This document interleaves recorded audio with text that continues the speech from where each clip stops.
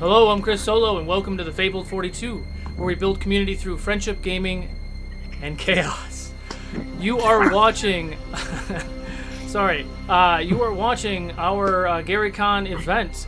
But before we get into the events and player introductions and all that, just want to bring up that we are not using the subscriber luck or inspo, so just sit back and enjoy the show. Feel free to donate anything you want to donate. We do have the GaryCon will probably drop the link for their charity as well, so please support that as well. We have 3 major giveaways that we're doing tonight. The first one is during the first half. On the first natural 20, we will give away something from Norse Foundry. During our mid-show break, Dwarven Forge is going to be giving away some cool stuff, and we'll talk about that as well. And we'll announce the winner of that towards the end of the break. And the second half of the stream at the next natural 20 for the second half, we will give away a Hero Forge gift certificate, I believe. The one in the beginning and the one at the end, there will not be any verbal cues. The first time that we roll a natural 20, I will start the giveaway in the chat. So you got to make sure you're watching the Fabled 42 Twitch chat to be eligible for that giveaway. But that's all I have for our announcements. Now here to talk about GaryCon, Luke. Hey everybody, thank you so much for being here and part of Autumn Revel. I'm really excited for this game. The guys from Vorpal Board talked to me and said they wanted to put together a game, and we had some other great people who wanted to stream as well. So here we are, we had a third day of streaming to kick off our weekend the right way, kick off a long holiday weekend. It's always fun to game with Nate and Alicia, and from talking to everyone about the game and how it's going to go, I'm really excited for this. So I think you're in for a treat tonight. One thing I do want to say, and Chris alluded to it, is we're raising money for Extra Life, which is the benefits of Children's Miracle Network. So if you get a chance, go to extralife.com, find Team GaryCon, Gary Space Con, and join and help us raise some money. And anyway, this is pretty awesome. I'm glad that we're good to go here, and I look forward to testing my Vorpal Board experience here. Fantastic. All ready to play some Dungeons and Dragons? Woo! Yes. All right, let's dive in. Thank you so much to Luke and to Chris and to Chris London and the Vorpal Board team and Dwarven Forge and everybody for putting together this amazing game tonight. I'm so excited. My name is Monty Martin. I am one of the Dungeon Dudes on YouTube, together with my very good friend Kelly McLaughlin. We create new videos every Thursday and our live streams on Tuesday nights, and I am so honored to be able to run our Feud of the 5 Forbidden Spells this evening with this fantastic group of players. I will give us a little bit of background of our adventure tonight, and then we will meet our heroes this evening. For indeed, we have several fabled heroes gathered this evening.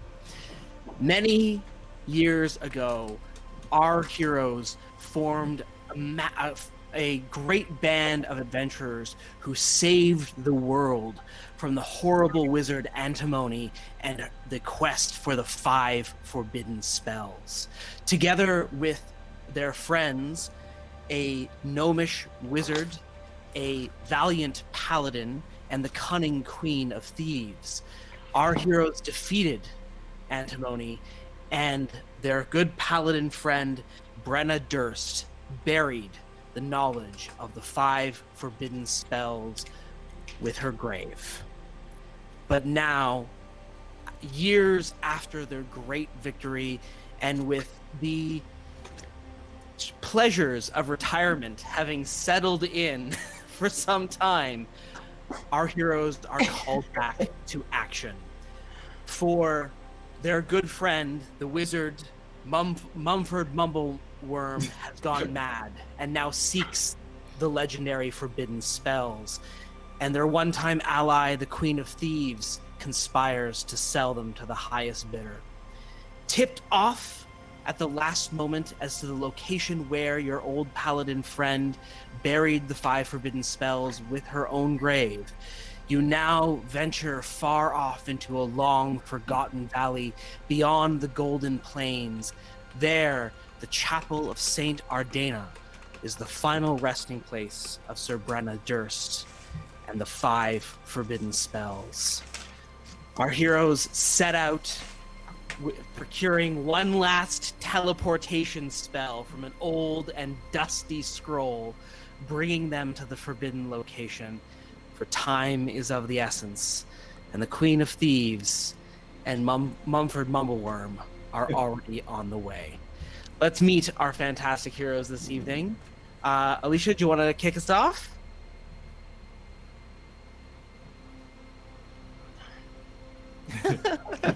I'm testing my sound. Hold on. All right, is that me? Yep. Yeah, go for it. Oh my gosh, they didn't know I was going first. All right, my name is Alicia Marie, and I'm Alicia Marie Body on all socials. And tonight I'm really excited to be playing my gnomish druid, and her name is Pockets. Actually, the name is Piper Swiftbottom, but you may call me Pockets. I'm obviously a Smurf, not a Smurf. I said a Smurf, as in a Smurf Neblin. I'm a deep gnome. I come from a long line of adventurers turned tradesmen, all who know the value of a well-made garment with pockets. Jackets with pockets, pants with pockets, shirts with pockets, pockets with extra pockets. It's almost dinner time. You know what I think I'm going to have? You guessed it. I'm here all week, folks. Solid. Lovely, lovely. Nate, tell us about your character this evening. Hey, Thank I'm you, Nate Alicia. from Dwarven Forge, and tonight I'll be playing Grismonides Tarmelian. I'm a tiefling enchanter, but really more of I'm a dabbler in theoretical thaumaturgy, planar dynamics.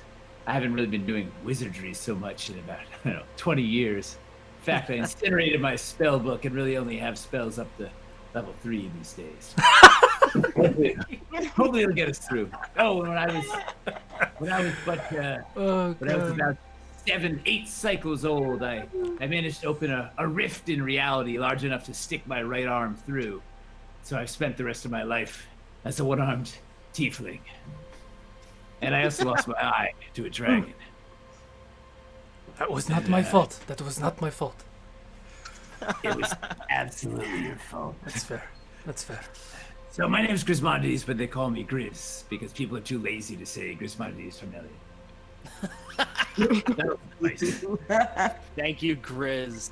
Chris, let's meet your character. My name is Roman Dyer. I am a changeling bard. A little hesitant to get back in the group with these folks. It's been some time. I'm sure we've all missed a step or two. I'm sure that my instrument is in tune. Chris, let's meet your character. My name is Roman Dyer. I am a changeling bard. I hear the stream in somebody's audio. A little hesitant to get back in the group with Sorry. folks. It's been some time. I'm sure we've all missed a step or two. Echo. Echo. Echo of the past. And I absolutely have nothing to do with the Queen of Thieves anymore. No. Uh-huh, sure you don't. Yeah. Thank you, Chris. And Luke, let's hear all about your fantastic character. Hi, my name's Luke Gygax. I'm founder of GaryCon and your host at Autumn Revel. And tonight I'm playing Gunshay of the Bone Crusher clan. For some reason they call me Bad Attitude. I don't know what the problem is. You know, I remember running with these fools before. I'm a barbarian, and sometimes they need some muscle to come in here, but we did pretty good when we got our last job. And taking care of 23 kids is a lot of work. So I haven't been out a whole lot. But I'm looking forward to talking. I'm looking forward to it again. I'm just getting away. But I don't know. For some reason, some of my adventure gear seems like it shrank. It must have been in the sun or something. But I don't know. I'm fit and fiddle, ready to go. That woman was away from that Queen of Thieves. I knew who it was. What are you laughing about? We're not teleporting anywhere. You know I don't. It was Roman. That was probably Roman. I mean, I'm gonna flush you in the face. just punch me in the chest. Don't hurt the face, please. The goods. The guts. And Sid, can we hear about your character? Oh, Sure. I'm Sydney Adams. I prefer Sid. I'm a game designer at Wizards of the Coast, and I will be playing Guinevere Scoops Liddell. She prefers to go by Scoops, and she is a master chef who started adventuring to gather rare ingredients to fulfill her food dream. Now she's back with the old gang to get some inspiration for her restaurant chain. You know, she got into food mostly because of her otherworldly patron. You know, she's a little rough around the edges, and her parents, they were merchants. They got in some trouble. They were going to be fed into a living embodiment of a fire, and she's like, nah, how about a nice soup? So she fed the fire the soup. It believed in her food dream, and that is now why she is a warlock. She used to be level 20, but running a business is hard, so now she's level 6 because she had to focus on other things. But you know what? It's going to be fine. She knows these people, you know. How you doing, Pockets? It's fine. Everything is fine. Roman, take deep breaths. I don't even know why you act this way. Just calm down. Gosh. I need to roll for stretching. Yes. And all of you as well, in addition to coming out of your various planar, extraplanar, gourmet, and fashionable pursuits, you have all brought along with you one last magic item from your grand adventures. All of these behave as a normal magic item of their kind. However, should you roll a 1 when you are using these items, they will go wrong, as it befits their antiquated state. So be careful when using them. Of course, I believe we've got a few cool toys to play with this evening as well. With that, shall we set out onto our quest? Aye. Let's do it. I'm not getting any younger. Yeah. Or thinner. Hey, watch it. It was Roman. What? Very well. I didn't do anything. You know what you did, Roman. You know what you did. You know, it was mutual. It was mutual. Here in a sea of golden grass, on a low rising hill, beneath a sunny sky, as the sun sets, it's almost like a view of the fields of Elysium themselves. This peaceful place far away from civilization and the ravages of war, a breeze heading through the grasses. As the sun lowers in the sky, you can see a crumbling stone abbey on the top of a low-rising hill covered in long grasses and undergrowth. The vaulted entrance is flanked by 2 collapsed towers. All that remains of the broken rooftop are timbers that almost look like an open rib cage atop the hill. Elegant arched windows are cut into the walls, though many are filled with red and tan bricks. In one, you can see the remains of what looks like to be stained glass, perhaps showing the faint details of that time Brenna fought that one dragon? Maybe? What? Looks like maybe some of the details might have been exaggerated. A spire-like chimney rises from the back of the church, and mossy vines and foliage choke the walls. The thick bushes of thorny brambles encircle the building. Not far off from the building itself, there is a squat cottage as well, equally overgrown, and several trees just hanging on to rocky crags. This is the chapel where your old friend, Sir Brenna Durst, lies in state.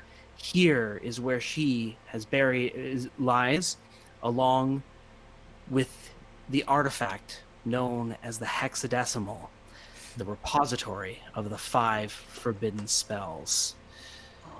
As the light drains out, as the sun goes down, the light remains within the chapel. There is a glowing within. Perhaps a flickering flame has been left on. Let's, Chris, let's see the map of the overland. Number 3, right? Yeah, I believe so. The outside. Yeah. Oh, This is the shape of the chapel. The roof slightly collapsed in over the whole of it. This is the perimeter. And as you encircle it, you can see that there are great windows of stained glass depicting the deeds of Brenna, and several doors leading within, all of which have been shut up. Through the stained glass windows, though, you can see that there is illumination coming from within. What will you do? You guys look over and you see Pocket. She's sort of examining her quarterstaff. You know, I haven't decided. Does a penguin mating call sound like a dying donkey or a stalled combustion engine? Thoughts? Pockets. Yes? My thoughts center entirely around trying to figure out why you are asking us this question. We are here at the remains of Brenna, rest her soul, and we're kind of in the middle of something. So, but I would say that it's probably closer to combustion engine. I thought you answered that question like 20 years ago. I could have sworn I did then. I really thought I had this. I thought we were past this, Pockets. My mother always said, you see more in the day than you do at night. Your mother wasn't a tiefling, huh?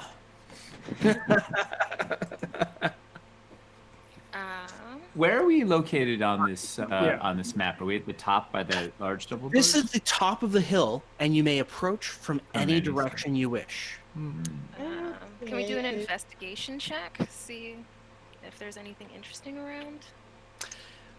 Beyond what I've described to you, you do notice that the glow coming from within.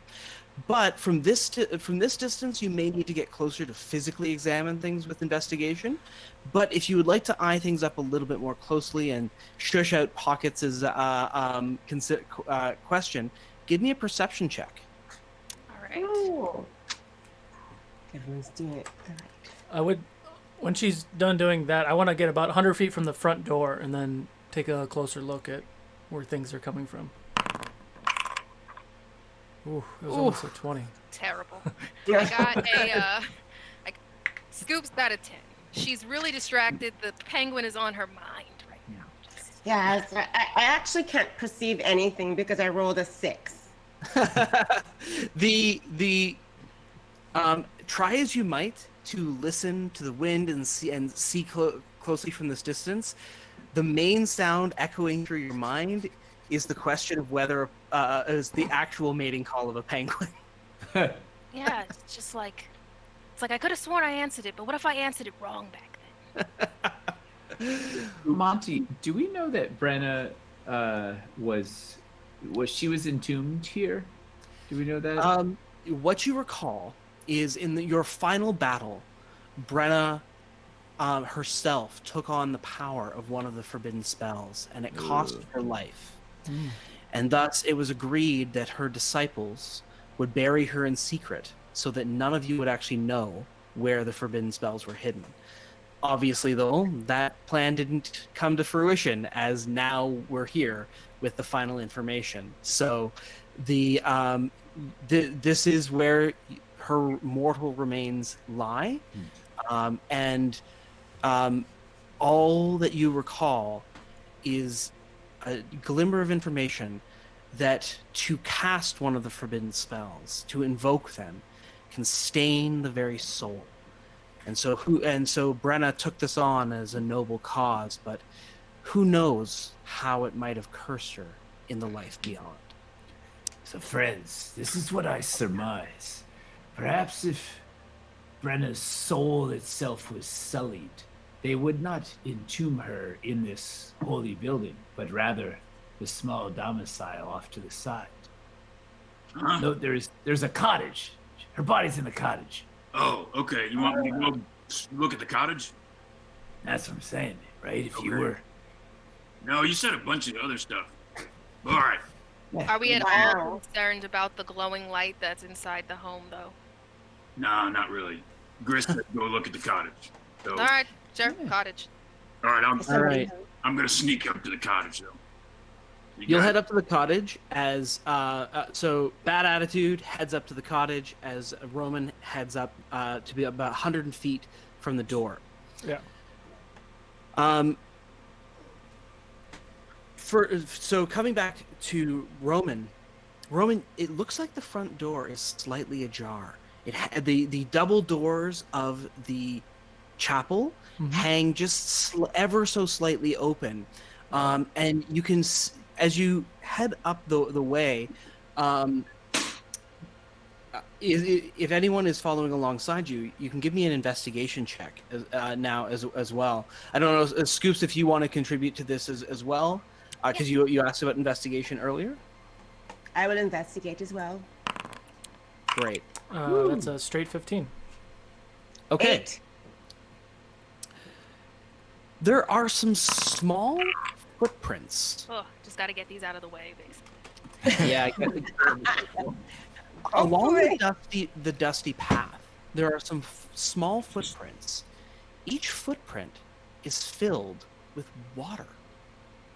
The footprints are about the size of perhaps a booted gnome.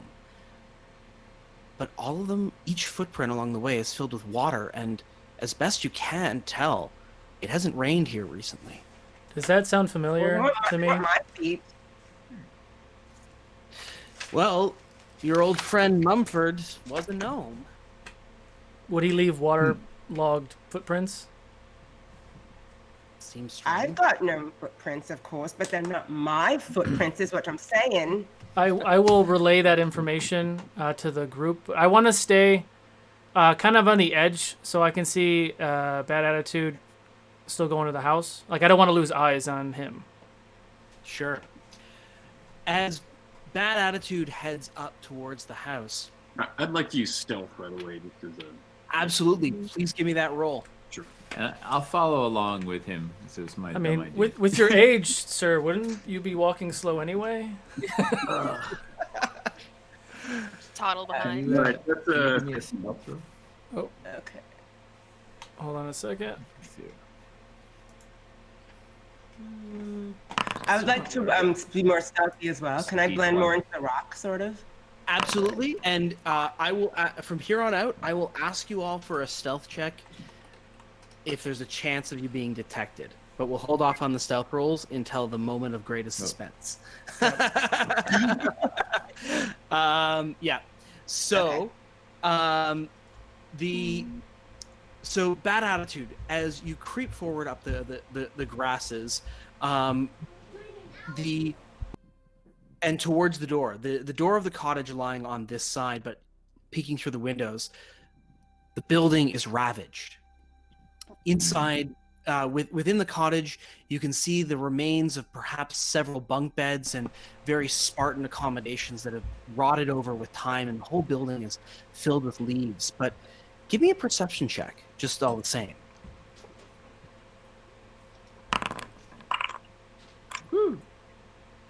18 adjusted. You notice two things. Looking within the cottage, you can see that underneath one of the beds, it looks like there might be a trap door down to a cellar.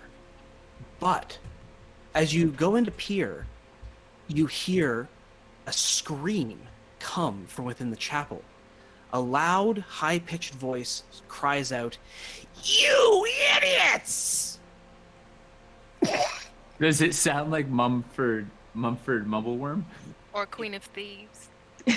I like her. It's a voice you haven't heard in some time, but it might be Not my Mumford. friend's voice, though, does it? Mumford. You can hear there's some smashing and clattering and what sounds like the moving of pews and maybe even bits of rock and things within. Sounds like someone's ransacking the place. Do I we want to. know if sorry. No, go ahead. Do we know if Mumford has aged with us, or if he's still kept things tight? He's a gnome, and he was already older than you all when you on your original adventures. So he's old. We're still. He really liked to dabble in a lot of extraplanar energies, and so Go on. it's yeah. I mean, you and Gris had some good times together, but he kind of went to a dark place. And so some of the magic, and he loved his wild magic experiments. So he was always a little bit of a risk taker, even when you knew him. I would like to go to the door where that crack is, and take a peek in. Okay, I want to cast Mage Armor on myself. go for it. Roman, as you move towards the front door, I need a stealth check now. I like that dramatic pause. Check it out. First one of the day /night. Nice. There it is. All Okay. right. For those of you watching, hint, hint. Yeah. As you peek through the door, you can see the chapel within. It is a long chapel with several rows of disintegrating pews running down a central aisle. But it looks like someone has been rearranging the furniture in here. There are flecks of cracked paint from a floor mosaic that depicts a battle that probably never actually happened at some point. And painted on the walls between the windows are several other fading frescoes to the various saints and martyrs that Brenna herself was inspired by. And as you peer through, though, you can see several curious creatures within. For there is the purple-robed and white-bearded and 2.5 foot tall Mumford Mumbleworm, and he is screaming at the top of his lungs. His face is more nose than anything else, and he's turned completely beet red as he is screaming at the top of his lungs at 4 strange-looking creatures. Each of them is about his height. One of them, and all of them, have strange, spindly wings and imp-like bodies.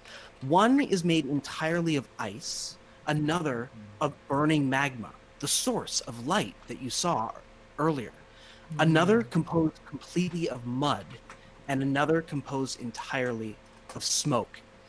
And standing with his feet planted and a puddle appearing out of his boots, he yells at the group of them at the top of his lungs, "It's got to be around here. She must have hidden it somewhere. What are you thinking? Why did I bring you along here? You can't lift anything worth anything. I'm not as spry as I used to be. I'm not going to waste any of my spells telekinetically moving around all these ruined buildings and all these things to find the entrance. That's your job."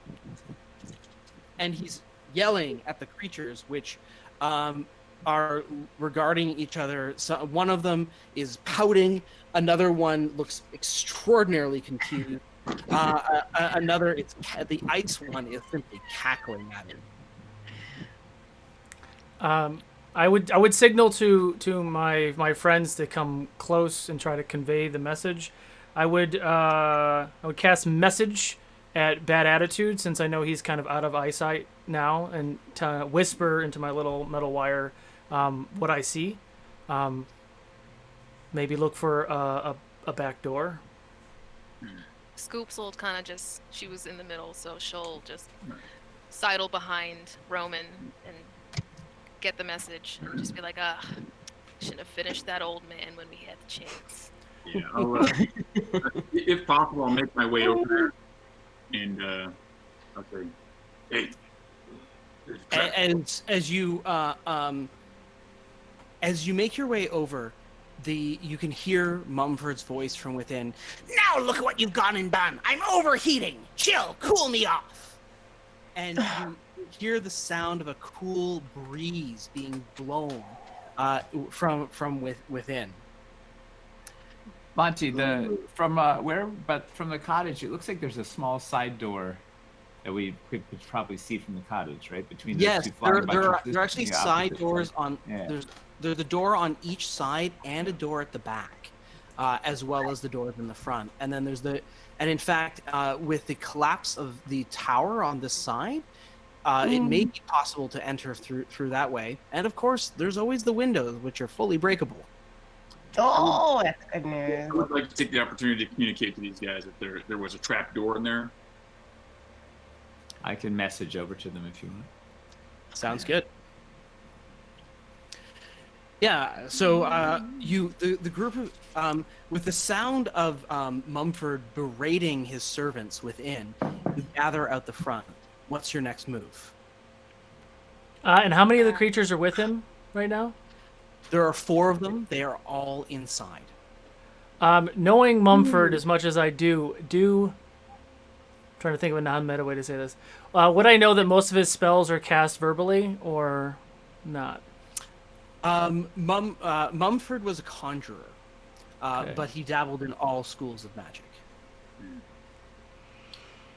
Do we have any idea? He's looking for the spell. We don't know what this thing's kept in. I could make an illusion of something if we know what he's looking for. Distracting, or maybe just make something up that he might be looking for. You know the forbidden spells were contained in a vessel known as the hexadecimal. What it is or what it looks like, who It's a knows? hexagonal gem or something. I could. I've got major image. I could go all in. If we get close, since he's kind of being a jerk to the creatures, Scoops could use suggestion to be like, yeah, you could just. Why do you take this from this guy, from like one of the people, and just tell him to walk away and maybe see if the others follow? Mm-hmm. I could just fireball the room. I was trying not to be the one who's like kicking down the door, but that was my instinct. Although, full disclosure, I haven't quite shaken all the brimstone out of Embrius, my fire staff, so it's been about 20 years since I fired this thing off. Well, we gotta get warmed up somehow. My back is warmed up. We should be good. Are you gonna make one of them magic pictures of Hextor's dulcimer or whatever it is, or we gotta go in there and smash him? I've been having a rough day. I'm on the smashing team, if there are teams to be had. Okay. All right. Same. Oh, actually, I have an idea. I'm not sure it might work, but it could possibly work. And it's a stupid idea isn't stupid if it actually works, right? Yeah. Go ahead. Let's hear this. What if I cast Earth Elemental, and it walks in and tries to blend in with the other elementals, and then they, can maybe talk some sense into the mean one. Don't all elementals know each other? I am. Pockets? I Yes. kind of want to see how this plays out, so I'm willing to just see it, but I would say no to that. What? I have an idea. Okay, so we have. And I would like to use Earth an action and my shape change feature to look like the gnome. Ooh. Okay. Double monk. After Roman sort of enters, can I stealth to like the side? Do I see the gnome suddenly appear like next to me? Yeah. You see Roman transform into the form of Mumford. Okay. So, what I see You look better. is I go in, try to confuse the elementals maybe, and you guys either come in with me or you sneak around, but I'll distract him, and then you can fireball. I don't know. Sounds good. Or do you think he has any knowledge? Probably not, because he's right. He's ransacking the place by now. I was gonna say we might want to get info out of him. If you Oh, got let's here knock first. him out. Looking for the It looks like he's got no clue what's going on. He's just tearing the place apart. One fireball is not going to kill the whole. Gris, army. Gris, I do have speak with the dead prepared. Ooh, oh. If that's helpful. See, everything's solved. We're fine. We can go. All right. All right. Look, I'm gonna go wait at the back door. Once I hear the fireball go off, I'm coming in and I'm breaking stuff. Okay? All right. Oh. So Bad Attitude's gonna head around to the back. Roman's gonna come in through the front in disguise. Scoops, Gris, Pockets. Where are you gonna go? Do you want to Pockets? You want to have that elemental at the ready just in case? Yes, I'm going to cast Elemental, and maybe this is another idea. Elemental can walk in with Roman, and Roman could be like, "Look what I found here." He was wondering. Ooh, that's a good idea. That might. Of course, he was Mumford is a conjurer, so having an elemental, and he's known for having elemental companions. So this might make the disguise more convincing. Oh. I'll go what- through. Sorry, you guys. What direction is the fireball going to come from? I was gonna go through a side door, just on the off chance my if Imbrius the fire staff isn't working quite right, I should be far away from you guys. So I'll just Yeah, I kind of wait. like that idea. Far away. I'll go through the front, and I will be ready with an Eldritch Blast if the fireball doesn't pan out, or maybe even if it All does. right. You know. Why don't we just for sake of reference? Why don't we bring up that the battle cam version of this and place some minis down so that we have a reference point? Excellent. Anyway. I have a question for you, DM. Yeah. My elemental is stated that he's ornery.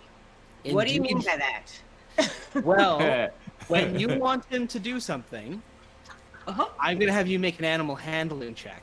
Wait, is that with the magic item that you gave her? Yeah. Oh my god! Oh no. So, if you ask him to do something, we can make an animal handling check, Oh no! and that will determine whether he obeys you, whether he just decides it's time for a nap, or whether it's time to get his way instead and crush you. Mistakes have been This made. could either go well for us or badly. But hey, that's life, right? All right. He's been sleeping for a long time. Oh. We'll save you. Don't worry. It'll be fine. You know, I wish I took. It hasn't killed you before. I don't have any teleport That's spells. I'm true. screwed. All right. As you yeah, crack wait. open Wait, the before stone you- of Wait, Oh. Rowan, how are we gonna know which one's you? Do you do something like we need a distinguishing mark, like Yeah. What is he wearing right now? he's wearing a purple robe. Anything And else a like classic around his neck floppy or wizard's hat. and a wizard's hat? Yeah, and he's got a big beard that hasn't been tied up in any way. It's just hanging down. how about just tie something on your ankle or something like a little Like a ring on your something- hand. You could you know- tie a quick braid in the beard. Sure. All right. Ooh. I appreciate a well braided beard. Not used to it. So, I'll enjoy it for a little bit. Pockets, you conjure up the elemental. It Right. grumbles and bristles. I was sleeping. What do you want? 13. That's what I want. How did I do? Oh. What do you want him to do? I want you to accompany my friend Roman, who is now dressed as someone in my family, looks like sort of, and I want you to pretend that like you're late and sorry, you arrived and you're just as surprised that the other gnome is not him. Does that make sense to you?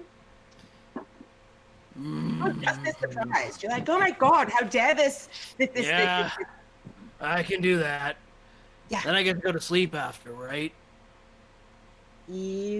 Sure. I'll give you a snack. Something, a Cheez-It. Scoops. I'll make a treat. It's gonna be wonderful. Sounds good. Scoop never offered to make me a treat. What are you talking about? I completely catered your first birthday with the group. Did you forget? Oh, I love me- it. Oh, The yeah. al dente. Come on. All right, good Come point. on. Good point. You got the best snack, Scoop. No one goes hungry around me. Let's be real. As you take your positions around the door, Roman and the elemental head through the double doors.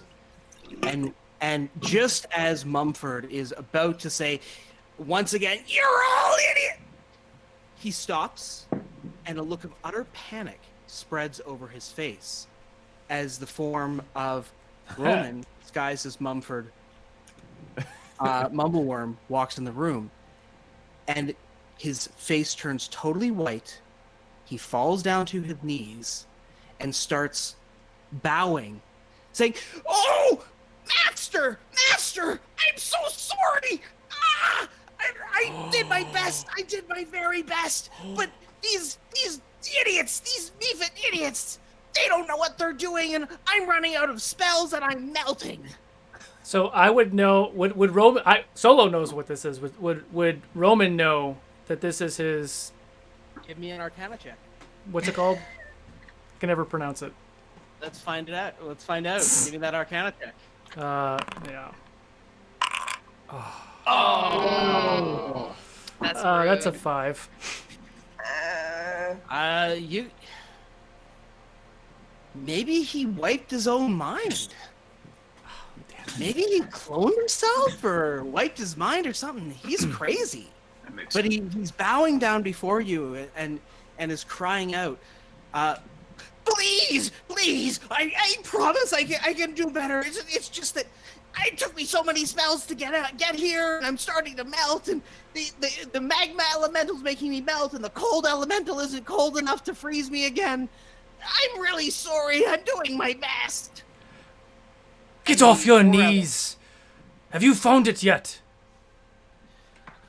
No. I've been looking around for hours and hours, but there's no way down. There's no way down. To make sure that you understand I looked the instructions under I the gave pews. you, please looked recite under everything the that I said carpet. to you back to me right now. Well, you told me that there was going to be a secret entrance somewhere leading down to the crypts below, and I looked under the carpet. They looked under the pews. They looked under the altar. They couldn't find anything. So I told them to start digging through all of the rubble in the towers, and they're lazy. They won't listen to me. They're not. They say that I'm just a puppet like you. Well, that's offensive. I brought some friends with me to help look. Let's keep looking, and if you find something, let me know. Friends. Scoops was right by the door, so Scoops will just walk forward and be like, "Yeah, friends, you look a little stressed, honey. Would you like a treat?" He says, "Wait, we're getting back together with the old gang?" Yeah. I walk forward as well.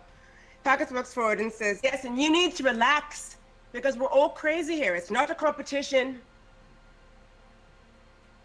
And besides, you know how it is with friend groups. You get together, you do a reunion tour, you stop, and then you just randomly call someone out of the blue to look at the remains of a friend and look for their things. But anyways, excuse me.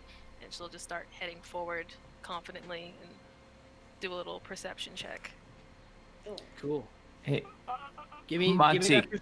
Yeah. oh, wait for her. I want to Uh, message. I want to message Roman and just hear what's going on in there. That is 17 plus 7. Yeah. They're speaking loudly enough that anybody it. can hear the conversation going on inside from the outside. So Scoops, looking over, he is melting. Like, he's literally melting, and looking really closely at it, he might, just judging from it, there's bits of like snow and ice on him. I would message Chris and give him that I don't feel like this. There's something wrong with the gnome. He's a little off. And I'll message back, and we found a trapdoor in the cottage that's leading down that could probably go to the catacombs. Yeah. With that, you can all step. If you do want to step inside, he is really confused at the sight of Mumford is visibly confused, and the elemental creatures. One of them says, "Boss, I don't know which one of you is the real boss anymore. I'm really confused. What are we supposed to do?" You're supposed to follow him, and I point to Roman. I don't understand. This is your boss. You heard him say that. The instructions are the same. We need to find the entranceway. So please keep looking. And Fire Elemental, please stay away from other mumble. We don't want him to melt. The creatures continue to look about, and they look at the big elemental as well, and the one made of mud starts cozying up to it, and it's like, wow, you're really big, and you look really strong. And do you have any gems? And the earth elemental just snorts at it. Get away, puny one. The elementals, the various elemental creatures, though, are really lazy, and you can see as they look about the room, they're making every conceivable effort to make it look like they're busy working, but they're definitely not. I'm going to message back to Gris as well. Well, it seems like this gnome is not Munford. The elementals are being lazy. If you found the entrance, do we leave them up here or do we get rid of them? You can reply to this message. We should get rid of him, because if Mumford, he's going to show up eventually. We might as well kill his minions before he's here. Very well. Would I have any idea if this clone is the one that summoned these things, or did Mumford summon all of this? Judging that's your conclusion to draw. As far as who's cast this spell, doesn't seem like the whoever this Mumford is, whatever it is, it isn't. He isn't concentrating on any spells right now. I can I jump in? Yeah. I want to cast Incite Greed, and then kick open the door and present my greed gem. Okay. And does it happen? Oh, it's when I cast it. Never mind. I'm gonna kick open the door and then do it once I'm in the middle of the in the room. Okay. So I want to kick open the door, stride in, and say, look what I've found.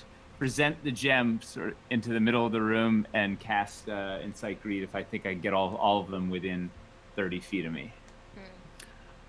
Yeah, I think it creates a gem that if they can see me when I cast it, they have to make a DC 15 Wisdom save or be entranced by my gem. Sure, let's try for the Mumford. Nope. Woo. And his minions. Yeah, I got one. Two. So one. Oh. But okay, so the Mud, Mephit, and Mumford himself see the gem, and they are just drawn directly towards it, and they come towards you and they go, "Oh, shiny," and the Mud Elemental goes, "It's a gem! Oh, please, I'm so hungry! Please let me have it! Oh, it looks so tasty!" And Mumford looks at it and goes, "Oh, that might be the hexadecimal. Give it to me, please." Yes, come, gather round, all. Come, take a look at this artifact. Please, come close. They're caught under your sway. Yeah. Yes, all of you. Come close. I'm gonna get them all as basically close to the center of the room as possible. Yeah. Oh, Jesus. All right, and then I'll give it to Mumford's clone. Inspect this. Is this what you were looking for? Scoops. And then I basically want to scamper back as fast as I can while they're staring at it and blast them with a fireball as soon as I'm out of range. Oh no! I was just getting impatient. BA was getting impatient. Yeah. Is this I gotta get them all within get them in that range. They're all spread all over the room. Yeah. All right. Scoops, back up. What I'm gonna have? Yeah. What I'm gonna have? So what I'm gonna have you all do, because you're all kind of in on this, is I want you to all roll a deception check, and at least half of you beat them, they're going to be surprised by this trick. Woo! And then Oh no! That's a plus 11. I have a 12. Ugh. Okay. 10. Good. I got an 11. what did I get? I'm rolling. I only got a 9 Ha. on my insight check. Wow. So you guys win. Wow. Just wow. Can Uh, can you Barely. Scraped That's the way the by. dice go. A win is so a you win. Yeah. So what I'll have you do is rather than roll up the initiative again, because I think you guys will with this trick, I think you guys are going to be able to get them in one. Yeah. But what we'll do is I'll just put we'll start off with Nate in the order, and then we'll go to bad attitude because I think that the two of you are hankering for the most violence. She can go after. She's third. If there's violence rankings, come on. Yeah, and then we'll put you at the end there, Roman. Is that okay? Yep, that's fine. Sure. All right. So, Gris, your staff of fire has a chance of jamming. Yeah. Let's roll a d6 and see if the fireball is centered on you or where you target it. You can do it on the screen, Nate. I don't. Oh, Chris is gonna roll the rest for me. Yeah. Yeah. Just for d6. You have advantage or anything? Ah, Oh, the boy. pain. Just vibrant one. Okay. So in that case, the fireball jams in the staff and explodes on all of you. I'm still in the back, right? Yeah. Okay. So You do hear a fireball boom though, so that was what you were looking for. Right? That's my cue. So what we'll Dang, say Grizz! is everybody but bad attitude's got to make a saving throw against Gris's fireball. Ah, It's a DC 15. Which one? Wait, strength or constitution? Dex. A dexterity. And we're all affected by this. I'm guessing the everyone but bad attitude who was in the back. Got it. I got a 5. Oh no! Are you kidding me? Wait, dexterity plus 2, 13. And I'm assuming. Do I get Can a I- save? Do I get a save against my own fireball? Yes, you do. I'm plus 0. Nope. Oh no! Okay, let's get the damage there, Nate, for the fireball. Oh boy.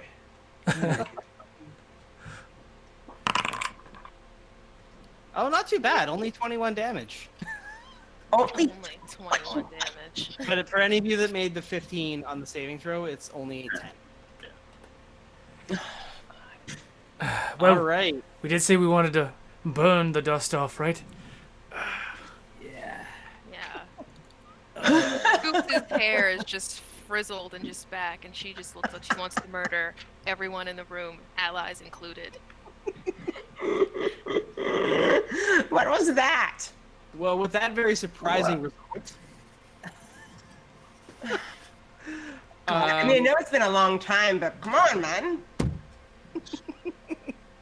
With that surprising result, bad attitude, what do you got for us? I'm gonna come in the back door. I'm gonna see like that these guys apparently fireballed my party. That's gonna make me mad. I'm gonna go into a rage and I'm gonna charge and I'm gonna attack the closest one to me from the back. I think you'll be able to get right with your fast movement. I think you'll be able to get right up to Mumford there. All right. And I will take an attack. Awesome. That's a 6 plus 11 though, so it's a 17. That's going to be a hit against Mumford.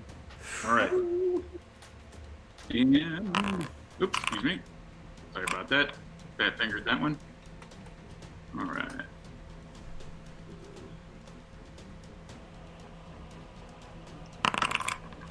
Ah. Sorry about that. No Should worries. be all right there. Yeah. Do you have the There we go. damage? All right. Yeah. Oh, geez. Wow, we're off to a great start, guys. So that is 9 points of damage. But All right. I'm raging, so it's 11. Okay. Do you have a second attack? I do, because I can frenzy, which I will do. Oh, so that would actually be 3, yeah? Yeah. Yep. Okay, so 2 more attacks to resolve. All right, so let's do this thing. That'll be a hit, Nice. and that'll be a hit. So we'll go ahead and do 2 3 more. hits in total. Yeah. Yep. All right, so that's 13 plus 16, so what, 29? Wow.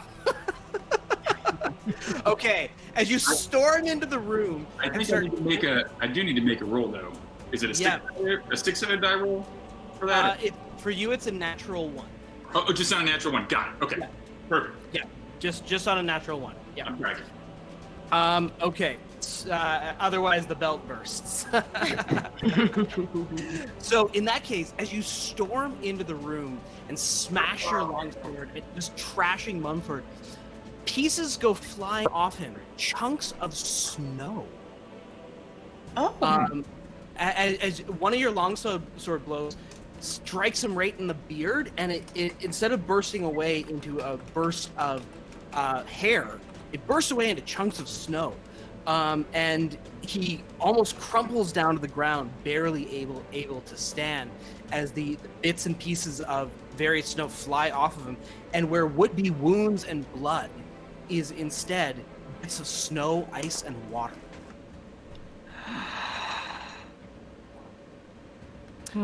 So next up, we will go to Scoops.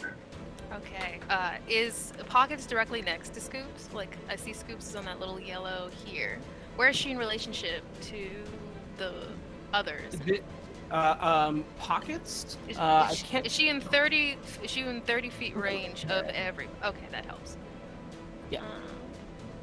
Okay. She's kind of off to the side.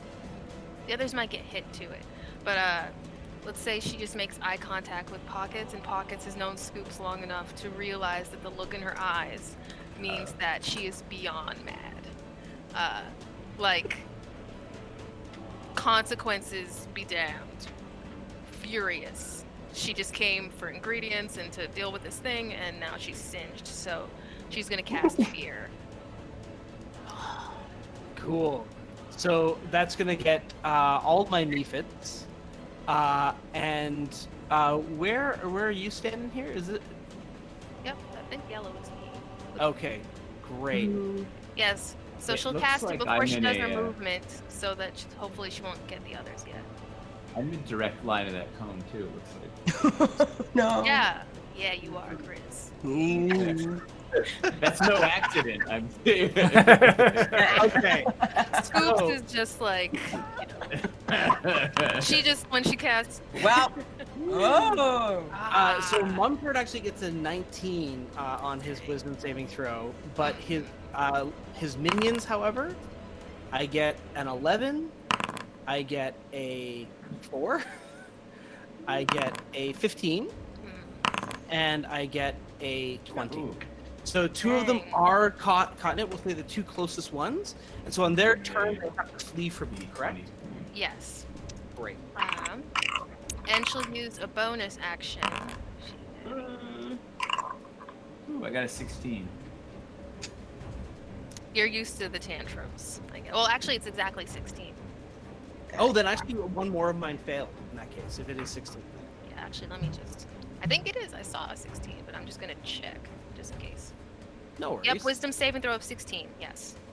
Gotcha. So, we will say all of them except for the enthralled earth elemental are taken up by that.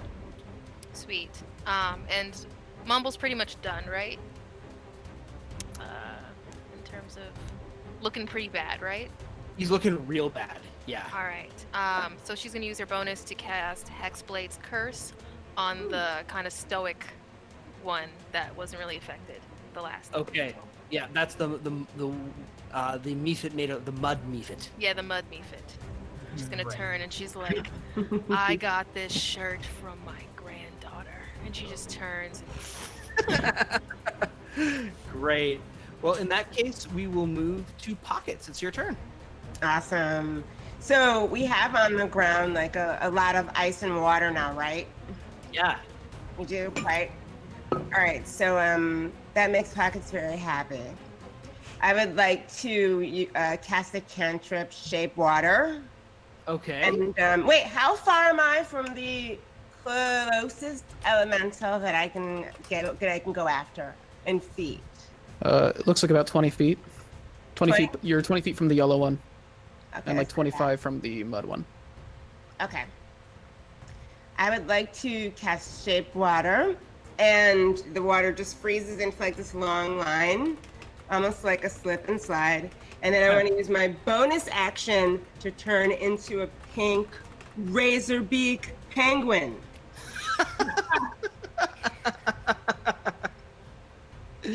Nice. Okay, so the There's a pig. this is super because the water is on the ground. I'm going to allow Cape Water to freeze it in the cube because they're standing on it. They're not in it. So that'll make a patch of ice in the middle of the room. It's a 5-foot cube of ice. And so I'll have them. Anyone that moves through that middle area now with all the water around Mumford will say that they'll make a saving throw or fall prone when they're on the ice, unless they're a penguin. Hope you brought your ice skates. Sorry. Nice. Anything else, Pockets? No, that's all I can do now. Okay, looks good. So with that, let's finish it up with Roman. Oh, this is tiresome. I'm gonna cast Vicious Mockery on the clone. Oh, you're just a clone anyway. And it is a Wisdom save of 16. I get a big old 4. Weird level, so it's 2d4. Be 4 points of psychic damage. And disadvantage on the next attack roll I make. Nice. He starts crying as streaks of ice that they form icicles around his tears, and he's like, "I didn't ask to be made in the lab. I'm just a puddle of snow." Oh my goodness. Scoop starts coming down from her rage. Yeah.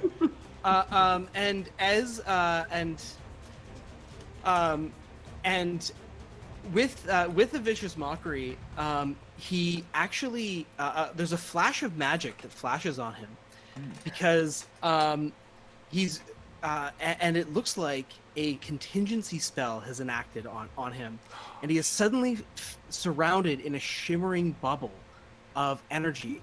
It looks like it might be a very resilient sphere of some kind. And as the bubble forms around him, he says, "Master, I'm sorry I'm a failure. I'll go now." And he goes out the door and he starts rolling in the resilient sphere and starts slowly walking away. Defeated. Like a hamster ball. In the hamster ball, pushing open the door and then rolling down the hill. Should we have stopped that? Yeah, is there any chance? Does anyone want to, as he's going to move to that, does anyone want to interject? Yeah, as he starts rolling towards it? Yeah. Yeah, I just being a shield master, I can do a shield shove. So I just want to Nice. him with my shield. Yeah, away from the door and walk into the corner. As he goes towards the door, you bash him with the shield, and he starts rolling around in the resilient sphere. And of course, the Mephits, 3 of them are caught by the fear spell. So the 3, they just fly right up out the roof. With Scoops' fear spell, they're out of here. They're super confused by this whole series of events, and they just skyrocket right up out the roof and flutter away, with the only one remaining, the mud elemental, who is still enthralled by Grissus's gem. And he just asks, "Are you going to eat that gem?"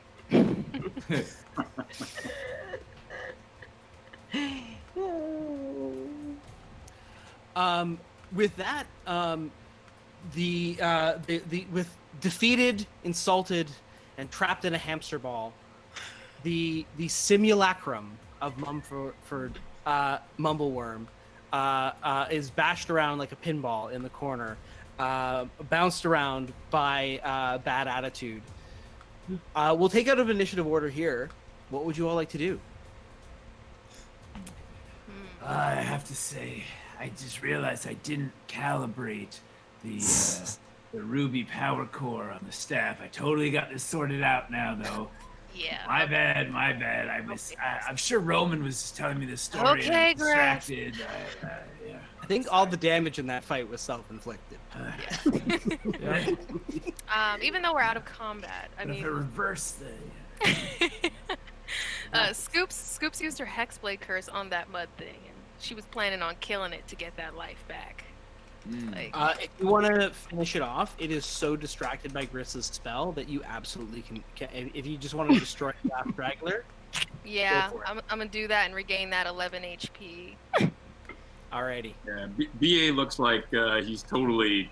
I'm totally enthralled in what's going on. I'm just like a lineman in football who doesn't know the play. The whistle's been blowing. I'm still bashing that thing with my. He's like, And the as you bash him around on the inside, he's almost forming into the shape of a snowball. It's distorting his overall the overall form of the simulacrum, and it's. Hey, stop that! Look at me in my eyes. Calm down. It's fine. We just have a couple of questions to ask you, all right? Well, and then we'll find you some ice, and you can go do whatever it is you do, and just relax. We just have some questions, all right? None of that sobbing, please. Roman, are you still taking the form of the original Mumford? Mhm. Okay, great. He continues. He continues to sob. He just says, "It's just that existence is pain for a simulacrum. What is I my shouldn't laugh, that was purpose?" Well, I will give you this purpose. We are gonna leave and continue to look for what you failed to find. I want you to stay in here. If I come back, I want you to use every spell that you have on me. Do I make myself clear? You mean? I mean, I've still got Fireball and Cone of Cold. You Yes. want me to use those on you? If I come back in here without communicating with you first, yes, I want you to fireball me. That is how much I share the pain with you. This is very confusing. Make a deception check. Sure. all right, so if he wants to call, So it's a 10 plus 11, so it's 21. Oh, Because I forgot I'm College of Eloquence, so I always have a 10 for deception check. Yeah, that fooled him. All right. I'll stand watch. Thank you. Yeah, I still have ascending spell, so if I see anything too, I can let you know. Save it. I will call you. Sounds good. yeah. And Scoops will just put like a quick hand on the ball and be like, "It's all right, kid. You're not a failure." And then head out the door. So once these guys are over and I'm stopped bouncing this thing against the wall, I'll come out of. I have to come out of frenzy. Or I'm gonna like.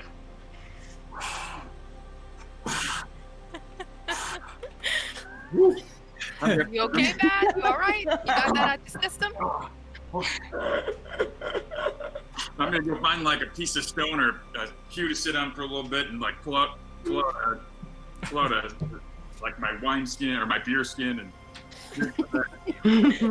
Personally, I think it's very healthy the way we process our emotions in this group. You know, we've learned a little in our old age. I'm gonna use my gust cantrip to make a nice breeze and air off bad attitude. Rest. You should have seen what they did in there. It was horrible. They unleashed a fireball. If only you'd come in sooner. We could have used you. Oh my god. If Scoops made it outside, she's gonna immediately about face, run back in, and punch Chris in his arm, the one that he has. Oh. Stop lying. She's calling you out. Stop Recalibrate lying. There's a trapdoor. Let's go down. There's a trapdoor. Yes, let's go. Point of order, real quick. Kingdom Dorch, if you're in the Twitch chat, you won the Norse giveaway. You have to respond and then shoot me a message on Discord, and we'll get you guys that stuff as quickly as possible. Congratulations. Woo! All right. As your party gathers and heads towards the cottage, is there any other recovery or recuperation that any of you want to do in this moment? I think I did something to my back. I'm gonna need a few minutes, guys. Like a short rest? Yeah. Oh. I'm horribly wounded. I'll be honest, I'm barely standing. I also don't have a lick of healing, so. Okay. I can do a song of rest. If we could take a quick rest, perhaps out of this room, though. I don't know if Take we a have short time. rest. Scoops we know- could make something really quick. She can prepare some food for people. It'll be an extra 1d8. Mumford is on his way. We have not yet seen the Queen of Thieves. We know it'll be a matter of time before she's here. We cannot afford to rest and lick our wounds, even though they unleashed horrible magics upon us and burned us terribly. We have to use spells. There's no time. We got. Chris, I think I hit you too hard. I don't know how the damage I did to your arm immediately affected your head, but if you could just take a seat real quick. Yeah, Well, please just sit. We don't want you to die, old man. No, but you understand, we don't have time to wait. Do we have any healing we can cast? My Grumptious green arse, Chris. Let her make some nachos. We need a minute. Yeah. What kind of toppings do you want? You know I always carry some ingredients. All right. Yeah, just sit down, eat some nachos, figure out what's wrong with your thing, since, we really know what happened. I'm gonna add this to the book. I never missed a fireball before. In the back of her chef book, she just keeps a note of just things that they've done. Like, she just crosses it out every time they do something that's like, all right, they're forgiven for that thing. Just years upon years. Love it. Any habanero salsa for that? Something spicy? Yeah, I mean, I would think you wouldn't want any more heat after what you did, but yes, spice. Sure. All right, I'm sold. Okay, let's take that back to the red. Habanero nachos coming right up. So are you guys going to take a short rest? Mm-hmm. Just looking for the thumbs up? Okay. Absolutely. Go forth, spend your hit dice, recover your spell slots, get back those things. Yeah. As you camp out here, what I will just check on myself. And I am doing a song of rest, so you each get an extra d6. By the way. Alrighty. So, as you camp out for the hour, scarfing down your nachos and enjoying all of your bit of your rest, as you begin packing things up and beginning to move forward, you see that there is a lone figure walking towards you in the distance. Down the hill, there is a slender figure in it looks like a red leather duster with a wide-brimmed hat. Oh, shit. Slowly walking up along the hill. What do you do? I'm sleeping on the ice right now. I'm still at Penguins. I'm still sleeping on the ice, sort of resting. I'm like, Does it look like the Queen of Thieves? Well, it's hard to tell because what the Queen of Thieves looks like, nobody actually knows. But she's famous for wearing red. This is a snappy dresser if I've ever seen. Would I know what her relationship with Mumford is? In the 20 years ago, they didn't get along with each other very well, but it's been 20 years. She comes up the hill and she cries out, Is anybody here? Oh man, here comes trouble. Ugh, Queenie's back again. Hey, Gris, you still hurt?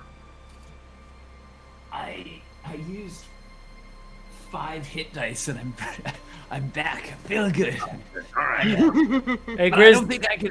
Grizz, If I did you rest again, I'm just gonna fall asleep. Like, did you get the extra D6 that I gave you too? Okay. Wow. All right. It was the habanero nachos, the extra spicy. Good. See, I take care of my own. All right. Hey, Roman, this is your mess. You need to clean it up.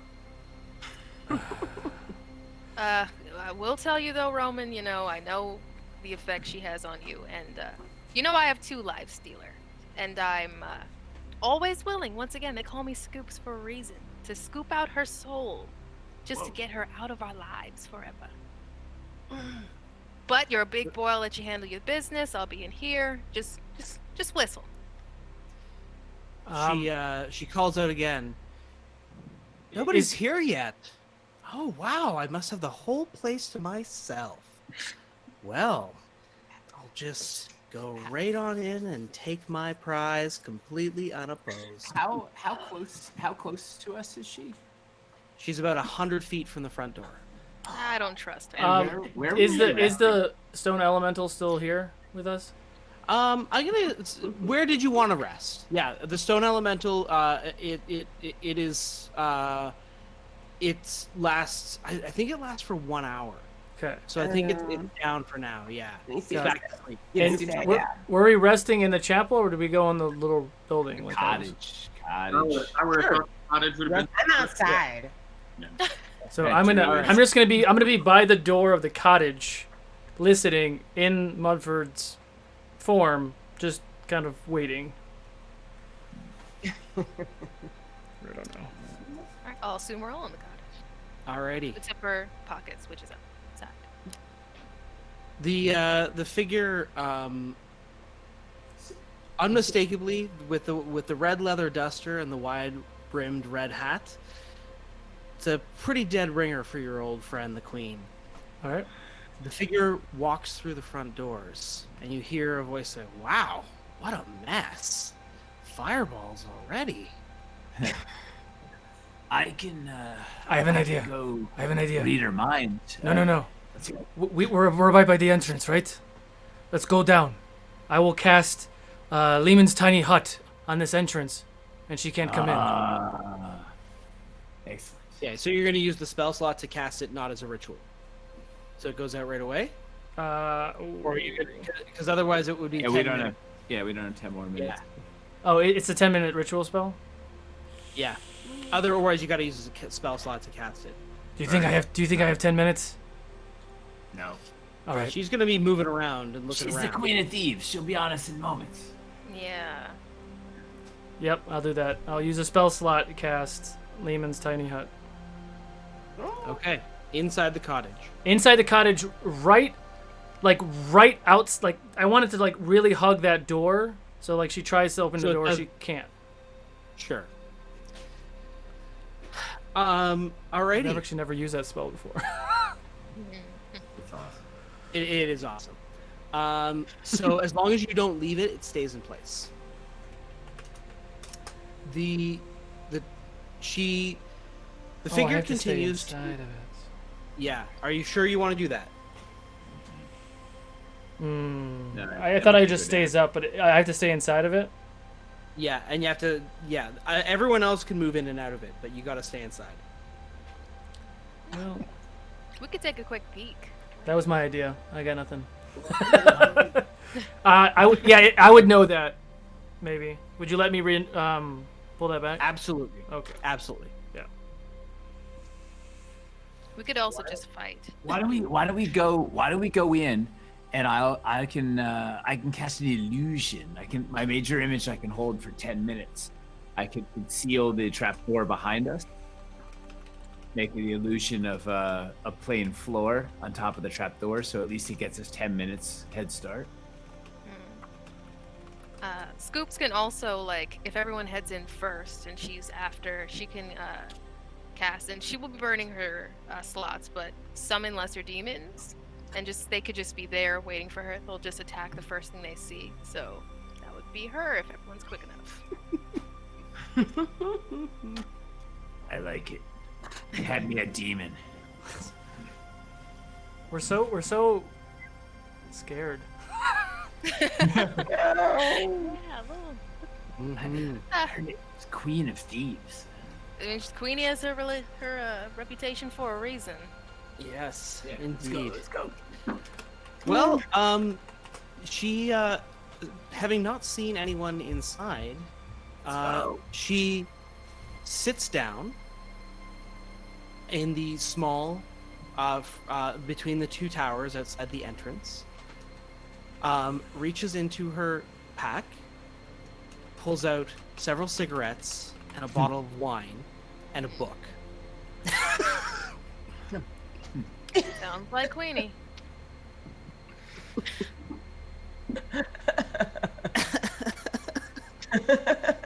And she sits there and starts. In there. And she sits and starts reading. Meanwhile, what are the group of you going to do? Are you going to move in or move out? Let's go in. Let's go in. But we know that when we come out, she's just gonna steal it from us. Queen of Thieves. Dealing with her might be the thing to do. She can't take us all. I could always give her a magic gem. And I can always hit it from behind with my beak. All right. Well, with that, you all break open the trapdoor, revealing a dusty and stony passage and a ladder leading down into the darkness. As you slink down into the underground, away from the gaze of the Queen of Thieves, that is where we'll take our break. Ooh. So what we can do here is take 10 minutes, just refresh, recuperate, and then we'll come back and find out what happens in the aftermath. Real quick, Nate, would you like to talk about what you guys are doing? Yeah, we are giving away the Crucible Chamber, painted Crucible Chamber from our brand new Hellscape set, which just landed in the store. Like, I don't know. When did you get yours, Monty? Like a couple weeks ago. Yeah, I got mine a few weeks ago. I think I have almost all of it unpacked, and it is so awesome. I totally I could not resist lighting the whole thing up with the lava and everything. It just was amazing. We're excited. This lava terrain is it's pretty awesome. It looks great on the table. So we're giving away a Crucible Chamber to somebody. Are we doing it right now or Yeah, we're doing it right now. So it's beans. I think that's what you guys chose. Ooh. Beans. Apparently, yes. Enter beans in the Fable 42 Twitch chat to enter in the giveaway, and we'll call a winner right before the break ends in about 10 minutes. It has to be domestic. Yes. Domestic only. Yep. Cool. All right, guys. We will see you shortly. Alrighty. All wish we could play more board games and D&D. But it can be hard to get everyone together in person. If only there was a way for our online friends to join us at the table. Introducing Vorpal Board, the platform that makes it fun and easy to play all of your physical board games and D&D online with anyone in the world, using the actual pieces. Simply attach your smartphone to the table using the included mounting arm, set up the card scanning box, and launch the Vorpal Board web application in your browser. Your friends can see the entire game on their tablet, laptop, or PC, along with integrated video and audio chat for everyone who is playing. Using the Vorpal Board smartphone app, the game host can scan cards or tiles for any of the remote players that can then be added to their hand and kept secret. Remote players can zoom in on the board, roll dice, see each other's pointers, trade or play cards, and use counters just as if they were sitting at the table. Need to take a break? The Vorpal Board app will save your game right where you left off, so you can jump back in later. Don't let life or distance get in the way. Play the games and D&D you love with your friends anywhere at any time with Vorpal Board. It's your move.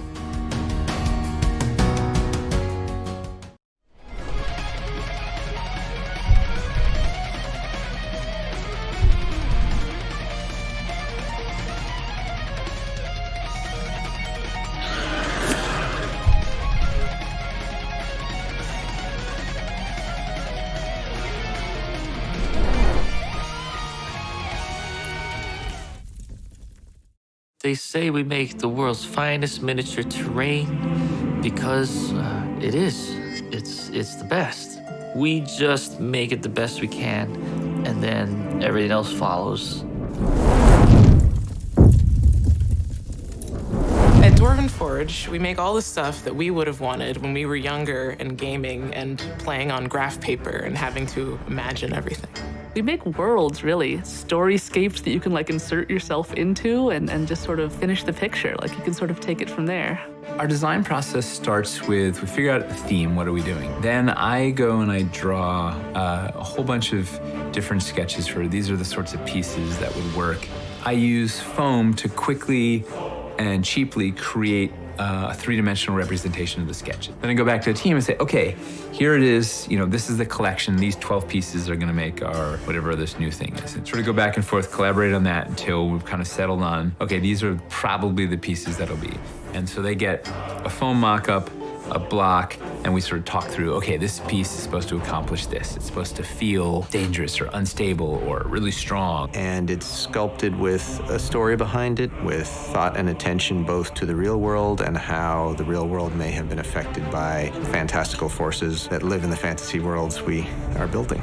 We do everything traditionally. We're not taking the same brick and duplicating it 1,000 times. There's character in every single one that we do. I don't ever want to feel like I'm just rubber stamping one thing after another. So even if I've done 40 rocks, the 41st rock is going to be a little different somehow. If we're sculpting a bridge, we're sculpting scratches under it. We know they're going to last forever. And it's always fun to hide little bits that you're not going to notice the first time you're looking at them. We put personality into everything, and we have fun doing it. So I think that shows. It's so fun for us to know that there's value in looking at our pieces over and over again. They've thought of everything. They have built in details that you might never even find, but we made them just in case you might.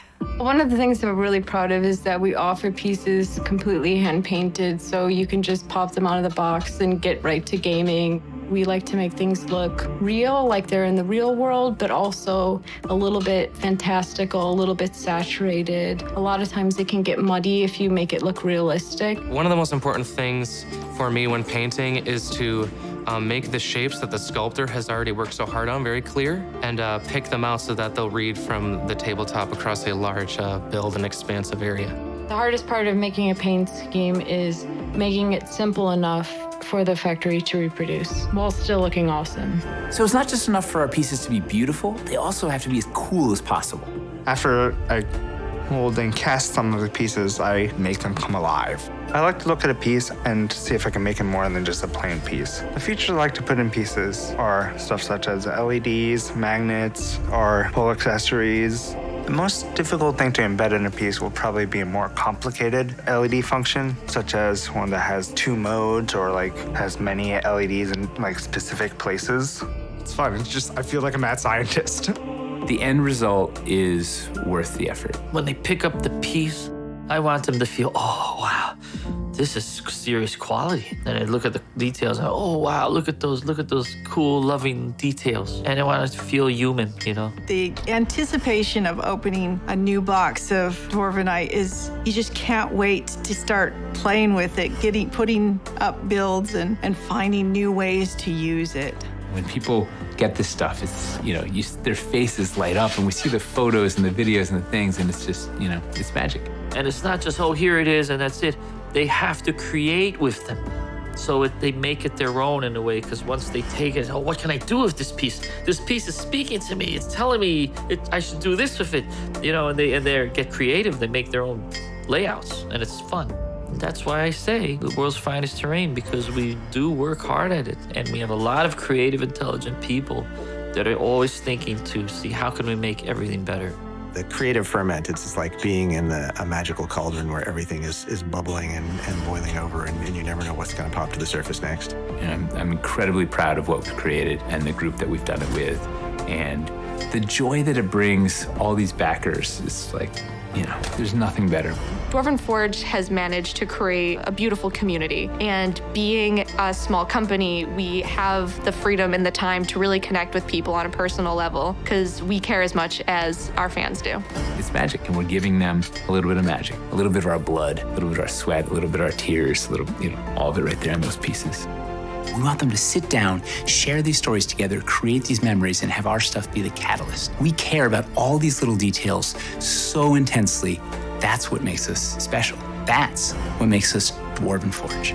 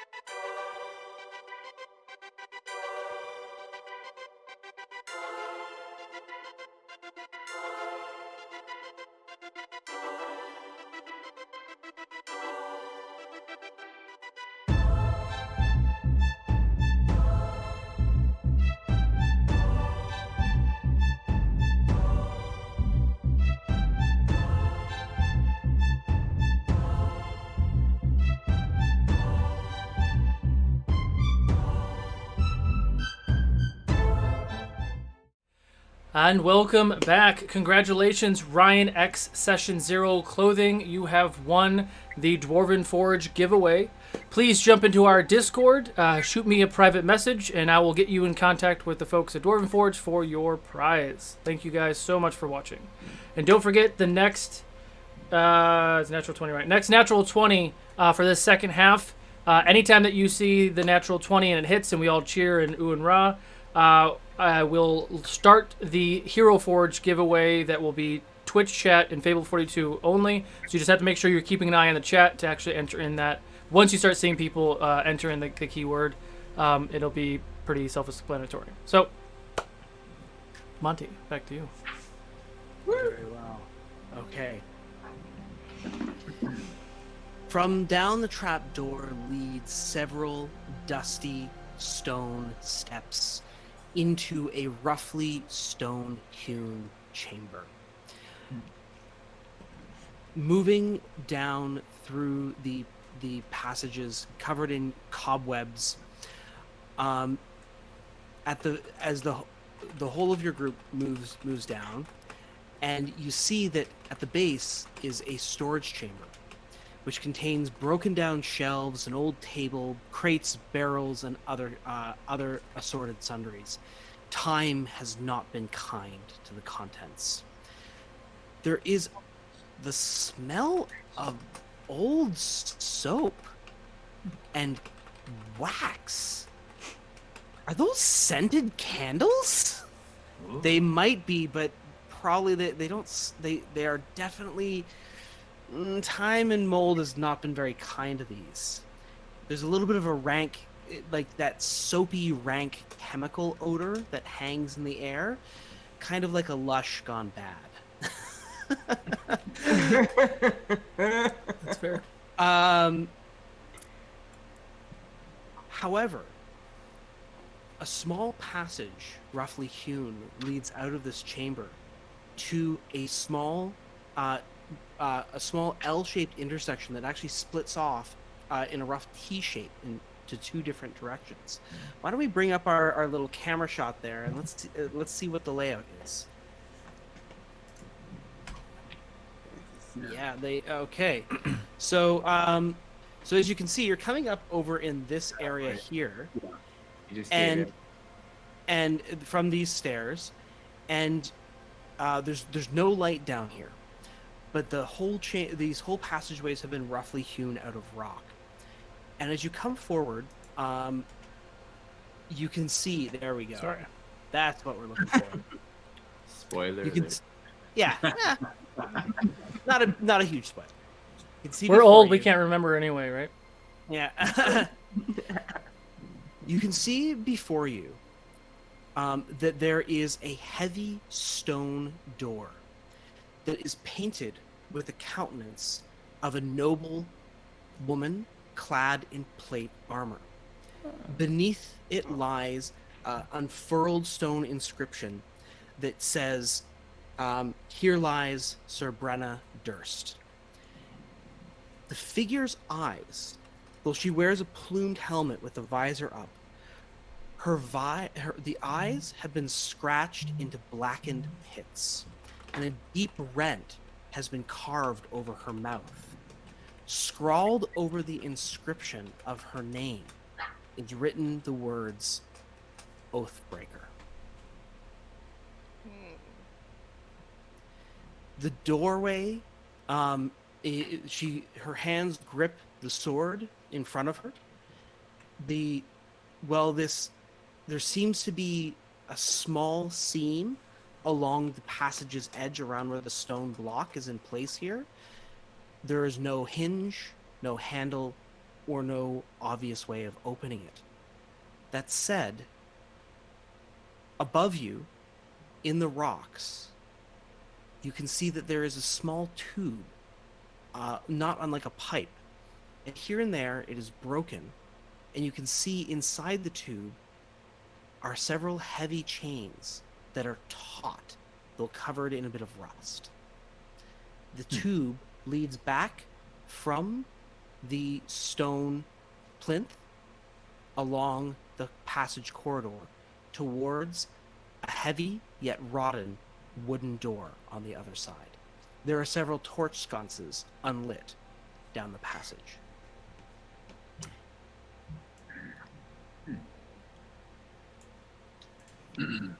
Well, seems we found Brenna. Well, she deserved better than this. I've never known her to break an oath in her entire life. She was the most stalwart paladin I've ever known. Yeah. But clearly somebody was down here. We have the scented candle and that nonsense, and obviously she didn't write it on herself. We can't see her body, right? It's just like the... This is not a tomb or a sarcophagus itself. This is a stone door with a bas-relief sculpture carved onto it. And it would seem that there's a mechanism for opening this door Most likely triggered by this chain which leads down this passage yonder. Does it look like the door just lifts up? The stone plinth, the bas relief carving with the stone doors. It look like it's would just lift into the ceiling. Is that like there's a chain on it, or? Give me an investigation check. Can I help him? Can I aid him? I doesn't need my help. Yeah. I have a +0, so that would be a 17. Okay. Looking at it, there are no scratch marks on the floor or on the walls, but you look up and above, and you can see that there's a small the strange shaping along the top of the plinth would correspond to the way the bas relief pops out. Like So your guess is the right one. The challenge here is the stone is flush with the floor, so getting your fingers underneath it to begin lifting would be the hardest part. All right, so I'm gonna get out my crowbar, and jam it under the end of there, and try to lift it up. All right. Give me a strength check. Can I cast Enhance Ability on him first, though? That's a bad back. Yeah. Oh, that is a bad back. You have to stretch first and Tiger Balm. And that's where we can definitely have seeing that. I think Pockets, your enhance ability might be helpful in this case. I'm gonna stop. I'm gonna like be cursing underneath my breath here, and kind of hunched over, and I'm gonna dig in my pouch and pull out a stone jar that has some ointment in it. I'm gonna open it up. I'm gonna Scoops will take it from Bad Attitude and just start putting it on the back. Be like, this is where it goes. Yeah. You don't tell anybody about this. Don't tell. Does this door look like a loose object, GM? No, this is not a loose object. I This couldn't is a cast very levitate on heavy it. Object. Ooh. It says creature or Could loose you- object, which is why I'm asking. Could you? How much weight can levitate lift? 500 pounds.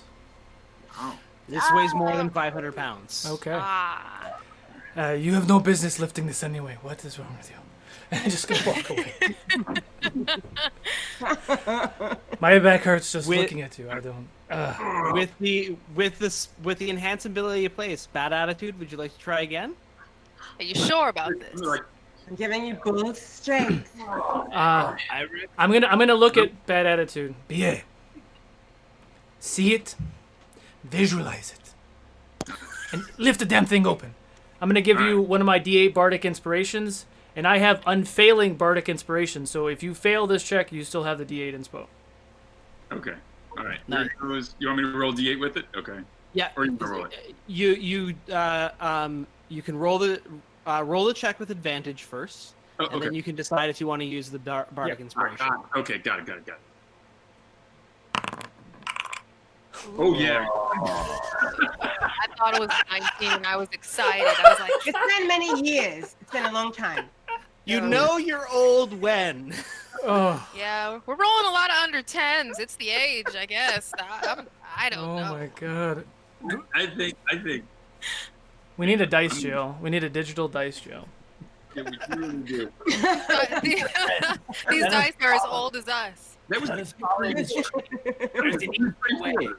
There's an easier way. There's a mechanism. We're too old to be using force.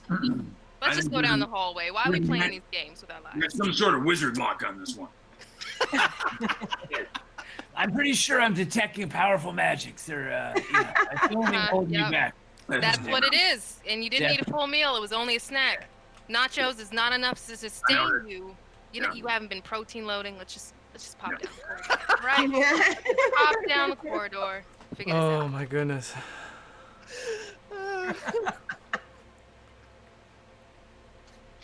Okay. Bad Attitude, why don't you lead the way? Yeah, she'll step back and let him go forward. Like, it's all right. man. She wipes her Wipes her hands of like the Ben Gay equivalent. Just pretends it didn't happen. I think we need to forget about this door. That's something down here. All right, I'm gonna try. No, you'll be fine, Ben. I'm gonna try to get what's left of my dignity together and take the lead down the path. You know, It was the as you other raged earlier. the wooden door at the end of the other hallway looks far more breakable and open. Yeah. You can redeem yourself there. Also, is anybody like checking for traps or anything? Or are we just gonna walk? I can. All right, I'll check. I can check for traps. Check for traps. The whole of an investigation for traps turns up more dust than anything else. Okay. We prefer dust. All right, you come to the end of the doorway. Who's gonna? Is it gonna be civil or is the door locked? Or adventure? There is no lock on it. It is just an iron handle. I'm gonna look at it, and I'm gonna look at BA. All right. By All all right. This has my name. I'm gonna. Does it look like it's a kick in or a pull or what? Am I pulling anything? You know, this door. When you remember back 40 years ago, that first dungeon where you kick that door in, this just brings back good memories. Oh yeah. All right. Then I'm gonna tee it up, and I'm gonna kick this thing. All right, with the advantage of advanced enhanceability, let's see this thing. All right. Oh my god! I had a vision of you kicking in a door that pulled in, and you just pull a handle. Like, These guys are haunted. oh my god! 3, 4, 5, 6 in my last 5 rolls. Well, Wow. moving on up. I haven't. 9. Well, fortunately though, it's enough to kick the door right open. It doesn't quite fly off its hinges, but it does go sailing open with a loud crack. It's an adjusted 13. It's satisfying at the least. Yeah. Let's so now let's bring up that big photo of the whole area Alright. again, and I'll tell you what you see. We got a live. That'll just give our friends a little bit of time to get the camera in the other spot for the other shot. You know what I mean? Yeah. Mm-hmm. Great. So here is the undercroft. The pillared walls of this stone chamber extend into vaulted arches 10 feet above, which support the main foundations of the chapel above. Urns, clay pots, and painted vases are kept in several alcoves all along the arches, and there are smaller niches carved into the 3 central pillars in this chamber. And what you can see is that the whole chamber contains carvings of the god Asclepius, the god of healing and medicine, and the snakes are all carved to resemble the surgeon's staff. So it's pairs of asps entwining around each other with niches that have human skulls and ossuaries and urns containing ashes all around. The urns bear inscriptions marking them as the remains of other dedicated priests, acolytes, and healers who once dwelt here. All in all, there might be 100 such assorted urns kept in this chamber. However, opposite you, there are 3 barred, 3 sets of portcullises of vertical bars covering up 3 other chambers that have larger sarcophagi inside each. Hanging over top of each one, and beside the door that you've come into, are these large sconces carved out in snakes orbiting around a dull glass orb.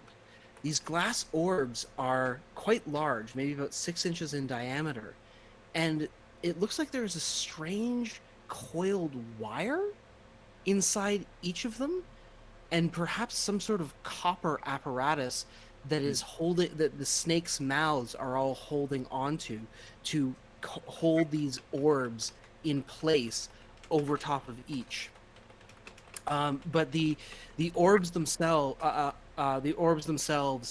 have this wire inside them, but they're a solid green glass on the outside. And so the except for the there's the door that you just came into, and then there's two other doors to the north and south. One hangs slightly ajar, and you can see it leads to a smaller room with a staircase in it that is overrun with rubble. You surmise that this might be the base of one of those rubble-strewn towers from up above. The other door leads into another chamber to the south, and it is closed. All throughout the chamber, there are bits of dust and bone all scattered throughout. Is there it looks like there's another green glass orb on the wall to the right of us where we enter. Yes, that is correct. And this glass orb is held, the snakes jutting out of it, there is a larger apparatus around this glass orb that looks like a track or a trail that moves up and down. It seems that it could be adjusted in some way, upwards or downwards, along the wall. But there's otherwise there is no light in this room. The braziers are not lit in any way, shape, or form. And there are snakes all over the ground. There are carvings of the carvings depicting snakes all bear the inscriptions and the iconographies of the way snakes are used in the symbols of doctors and healers, of pharmacists and the like. So they're not aggressive, scary looking, Dendar the night serpent Just snakes. the wrappings. These are asps and the types of snakes that would be that indicate medical and religious significance. Got it. But no live snakes at all, right? There are no signs of live Before we snakes go, at all. I just want to tell you that I've had the most fun in my recent life, the past hour, with all of you getting back together. I just want to say, I feel good. We have enough ointment on all of our bodies to get through the next challenges and complete this quest. One last hoorah. Are you with me? Yes. You got it, Roman. So and afterwards, we'll all head down to the restaurant and have tapas. Awesome. So I am casting motivational speech. So everybody gets 5 HP. You have advantage on wisdom saving throws, and if you're hit with an attack, you have advantage on your next attack. This lasts for 1 hour. Oh. And it's 10 hit points, right? 10 hit points, yeah. Temp. 10 Okay. hit points. That's Oh, what that is. important distinction. 10. Ooh, good.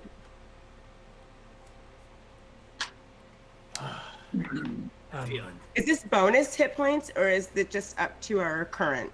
It can take you above your max. Yeah. Yeah, temp on the outside. Yeah. What do I see? Because I do have my goggles on. My item was night vision goggles. Yeah. So you can see the chamber perfectly well, but nothing else is revealed to you. There you can see that there's the portcullises, and it does look like beside each portcullis, leading into the sarcophagi chambers, there is a winch beside each, a circular winch that could possibly raise the portcullises. All right. Why don't I investigate this this track on the right here? There's one of these green orbs with the track on it. Why don't I take a look at that? Good idea. What else? We've got a door. There's a closed door, an open door.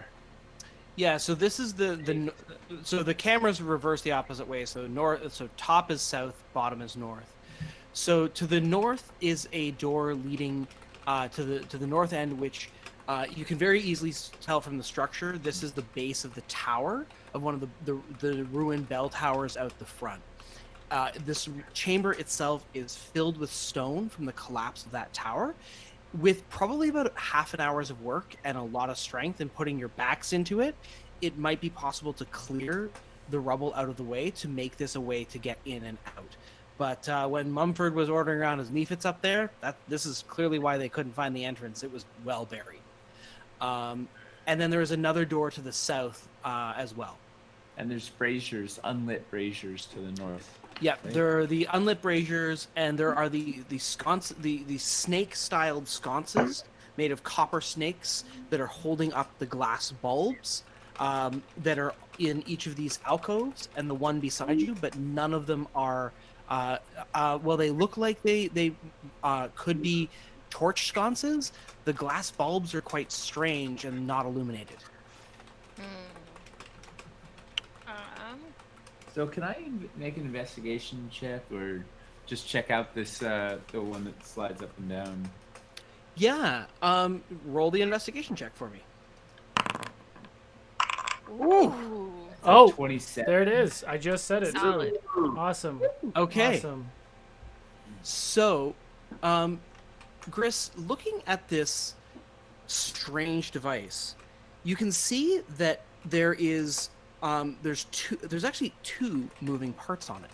Well, clearly the whole thing can move up and down on a track of some kind. You can actually see it looks like behind it, looking very closely, it looks like there might be a metal winch on the other side with the chain.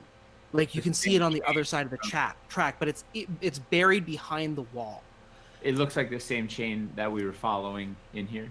Yes, but one of the things that you notice is it looks like there might be like a corkscrew that is attaching the glass bulb to the snake's mouth, and looking very closely inside, it looks like the wire that is inside the bulb has this strange kind of copper. It's this strange silvery wire inside, but it has this carbon scoring on it, like it's burnt out. So as an ISIT engineer is my background. I've done a lot of magical experiments and devices. Does any of this look familiar to me? Can I surmise that this might make light if we're given the right? Yes, you've read of great theories of strange energy that causes glowing that isn't of a magical nature but of a chemical one. But this one looks like it has burnt out. Can I remove it? Yeah, it screws right out. I could break it if you want. Sure.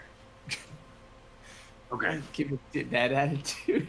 Okay, I'll take my axe now. It's like, and I'll crush it.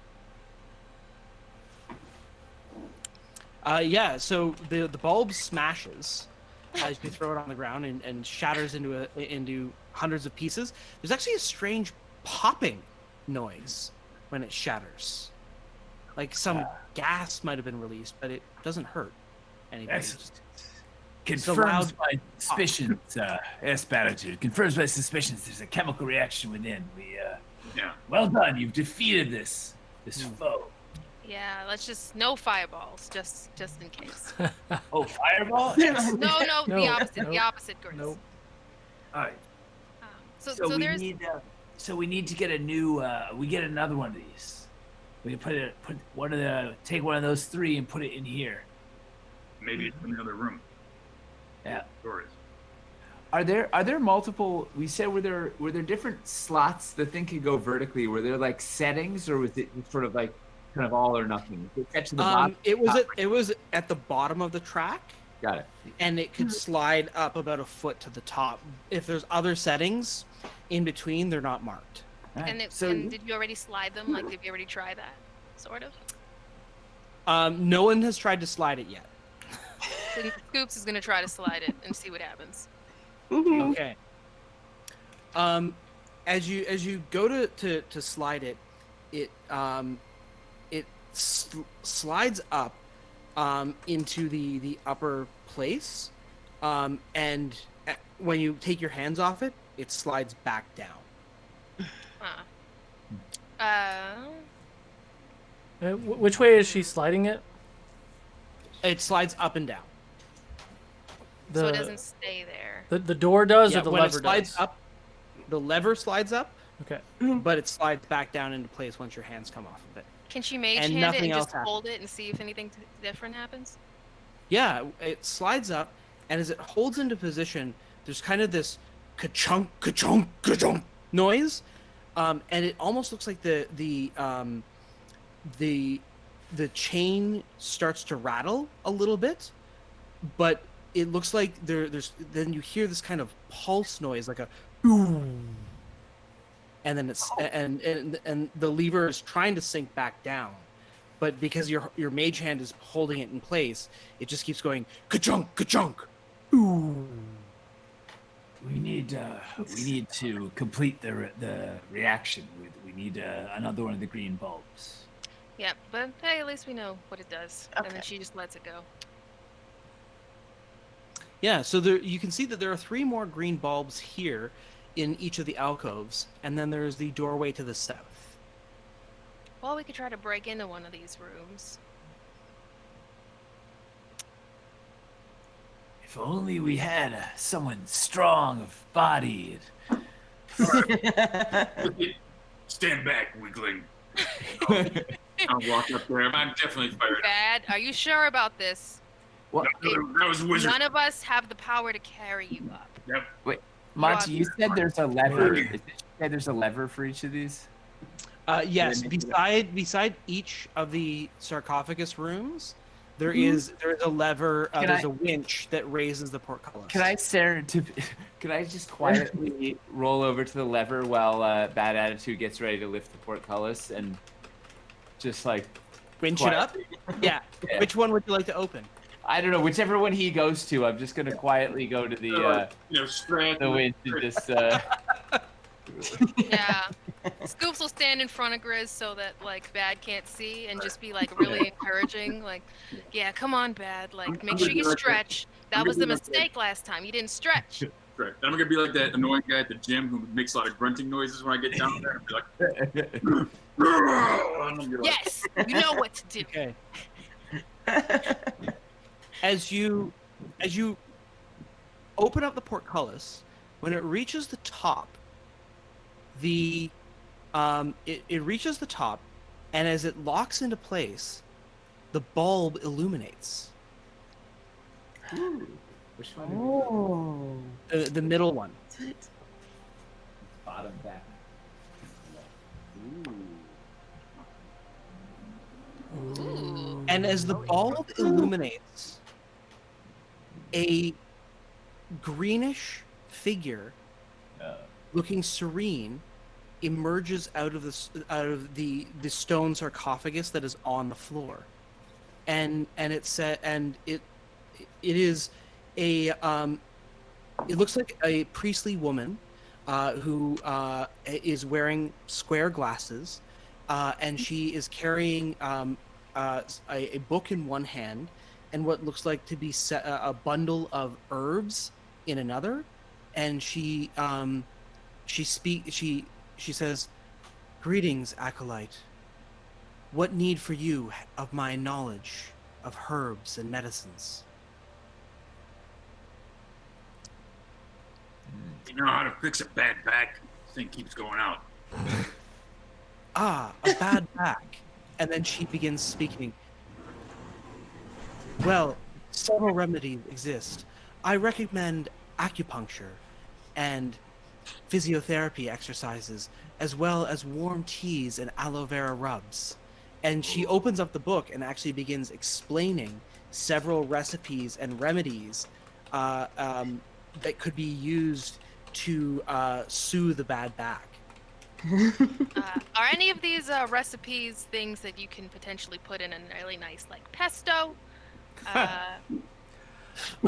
She's definitely listing ingredients that could be of an edible or a very almost all the ingredients she lists are naturally occurring. Yeah. They could, but she then is talking about like she starts talking about how to grind them up and make them into pastes or pummices that could be rubbed on the body. She also begins talking about the various, and then she begins going into magical ointments and other magical remedies as she continues to list. And then she asks, "Is this the information that you require?" No. Did you get that, Gris? She had me at aloe vera. Don't worry, I wrote down detailed notes about the food one. Do you think we should ask a question about, I don't know, a quest? Yeah, no, that seems like a reasonable thing to do. I think we need to find out more before we know what to ask her. But what if it's like a one-shot thing? Go ahead. How do you break the wizard lock on the door with the run on there. She says, "I am sorry, Acolyte. What remains of my earthly knowledge is only that of my knowledge of herbs and medicines. She doesn't. I am but an echo." She doesn't know we got to open up the next one. Do we have to take the orb out of there? Was that the plan? Want me to break it again? We need some sort of clever, dexterous, well-skilled fellow, daring and dashing looking that can go get that thing out of there. If only we had someone like that. Well, too bad he's not here because I still look like an ugly gnome. But I guess I can. What do you want me to do? I heard that, changeling. We are the most beautiful race, all right? Not this one. Not this one. I don't like your attitude. Hey, calm down. Things penguins like. Fish, ice, water. Things penguins don't like.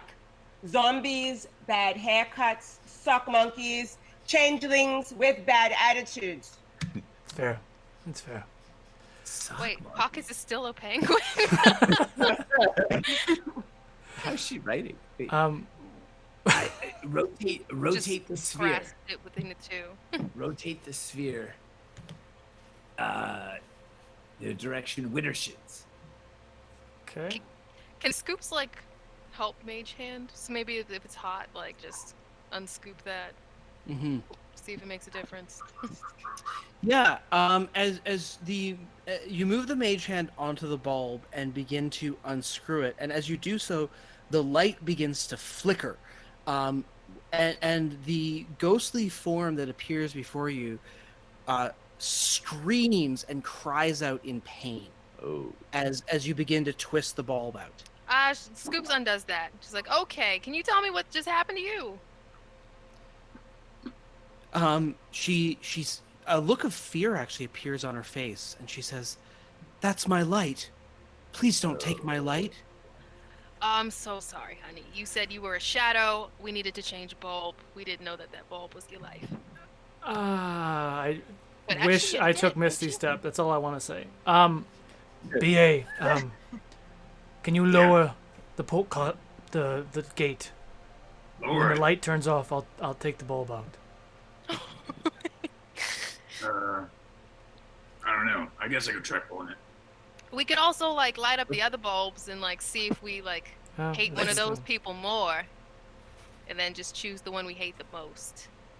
That way it's That's a good ethical, you know. idea. I like that. How's your back, Meta? You got two more portcullises in you?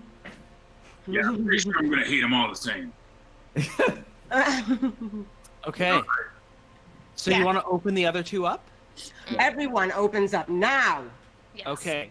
We'll So each take opening the other two, in the others appear two men, both looking studious. One bald, one with long hair, and one of them is carrying what looks to be a book as well, and a leather-bound bundle that is containing what appear to be surgeon's tools.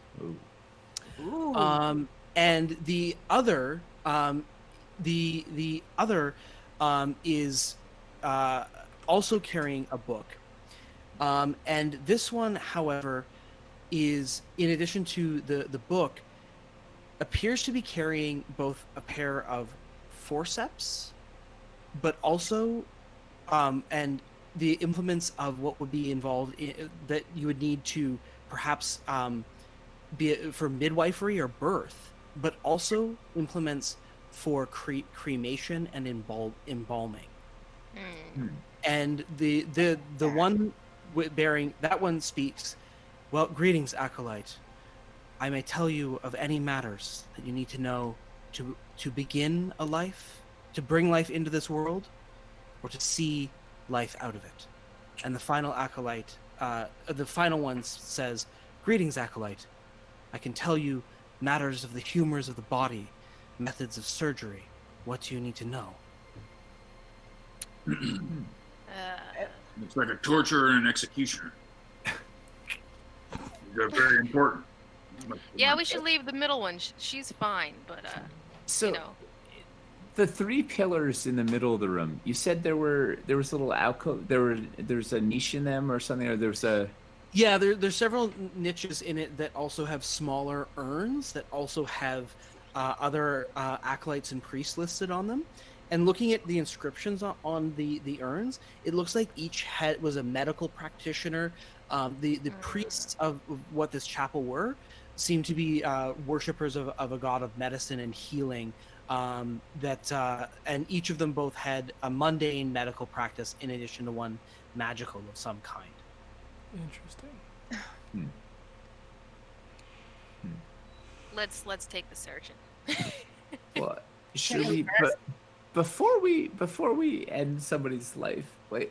What about there's one more door we didn't look at yet? Like, are we? I figured it wouldn't open if like we couldn't like lever it up. Well, I mean, at least let's try. What Yeah, are we let's try. what are we trying to do anyway with these bulbs? There is one more door in the chamber to the south. All right, I got this one.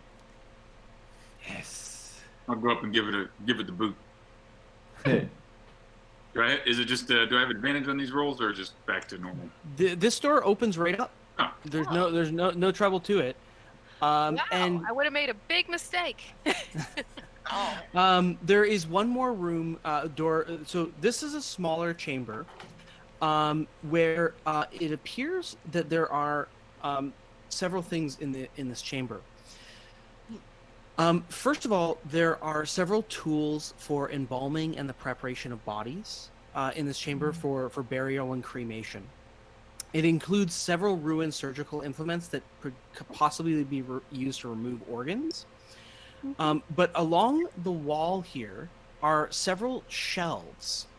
And on these shelves are several figurines of... They look like they might be made of pewter. And some of them have been painted. Most of them are about an inch or maybe 2 inches high. And some of them are warriors and knights. But there's one of a hydra, there's one of a griffin, there's one of a great silver eagle. There's several other and various other fantastical monsters, beasts, warriors, rogues, and wizards. And there's a small little purple bag that appears to have some stones inside it as well. On the lowest shelf is a small stack of 3 completely rotten books. If we investigate, do we find investigate for a light bulb / orb? There is one more door leading out of this chamber. Guys, hang on a second. So, we're coming down here looking for the whatever the hell it's called. We find these 3 orbs that are imprisoned, and we just open them all up. And we're okay with this. I mean, they're only giving medical advice. Like, all that work for this. It's like one guy told us that, how to make Geritol, and the next 2 told us, you know what I mean? Yeah, it might be because I have a smaller brain now. I think that's might be what. I'm just a little confused. It's fine. Roman, one of these days you need to learn how to get along with pockets. I always poke fun at pockets. Look at all these pockets. I have pockets for days. Don't think I don't see that spell you have on deck for me. I'll turn you into a snail, and don't think I don't have a vial of salt in my back pocket. Ooh. It might be And a then good look for Scoops me, goes and tests and looks in her. It's like, hey, why'd you take my salt pockets? I have it for later. I'm using it for the changeling. I have it on deck for him. All right, just don't use all of it, all right? I put garlic butter in there. I would like to go in that room back there with all the stuff. Yeah. Scoops will follow. Trying to find an orb. Yeah. There's one last chamber beyond that is filled with parchments and scrolls. And a curious wooden box. Within. This looks like a scrawl's chamber or a record place. There is, on top of the box, between the 2 torches, is actually a rolled up scroll. And there's a note written on it that says, "To those who come after." That's definitely us. It is? How do you know, Gris? We came after. It's Alright. simple deduction. That makes sense. Yeah. Yeah. All right, Pockets, you want to open it or should we I check? would love to open the door. Yeah. Opening up. You want to open up the letter? Yeah. I told you what's in the room beyond already. Yes. The letter simply says, to those that come after, Brenna's spirit shall never find light again. Instead, only we will watch those who she wronged in her final days will watch over her curse forever. Should you seek solace in the relics of the past, look for freedom on silver wings. Look for freedom on silver wings. Are they talking about Bad Attitude's gray hair? No. I'd like to be in the doorway so I can hear what they're doing and talking about, but I Yeah. want to be able to see the spooky specters so I don't get murdered in the back. Yeah. Sure. She'll say unlikely. His hair can get airborne. But I mean, this person's talking a lot of bad things about Brenna. Like, I would never think that. Yeah. I mean, she was such a sweet person, and she was paladin. But then again, like, this is a lot for a prank. So maybe she did do something. Wasn't there something with silver wings on the shelf? Roman. Yeah, there's a silver griffin on the shelf. Yeah, A griffin let's take painted that. silver. All right. Are there any tiefling wizard miniatures? Yes, there is. Yeah. Lifting up the statue of the silver griffin, the base that it's kept on is actually not a base at all. It's a button. Should I press this? Is everybody ready? Is I say everybody in press the it. room? Absolutely push it. I'm gonna use my harp and my harp and cast invisibility on myself. All right. Should I wait till everybody's in the room, or can I just assume that happened? Pocket's already pressing it, I think. Yeah. Oh, okay. I thought I was holding it. So Monty, that's one of my magic items. What do I have to do? Roll a d6. Oh boy. And don't roll a. Don't roll a 1. Oh my god! Oh my god! What are you guys doing out here? All right. Oh god. This feels personal. This been a long doesn't feel right. I've actually never done a wild magic search. So what happens? Roll a d100. No. So that's just 2d10s, right? So the Yeah. first Yeah. one is which one? The first one will be the 10s. So 5, and the second one will be the 1s digit. 53. 53. Sorry, Grizz. Yep. Sorry, Grizz. It's Sorry. younger than me. Well, under this effect, you are now immune to being intoxicated for the next 5d6 days. Oh.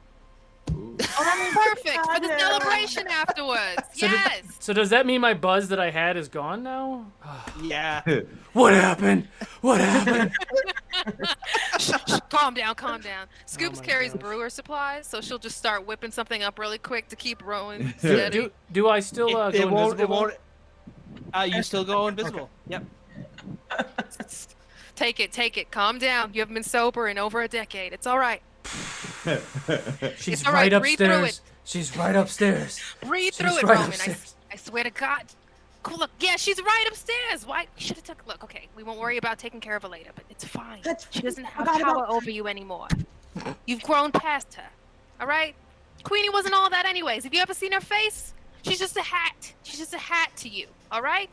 Just Drink this martini and stay calm. All right? Everything is a lie. All right. No.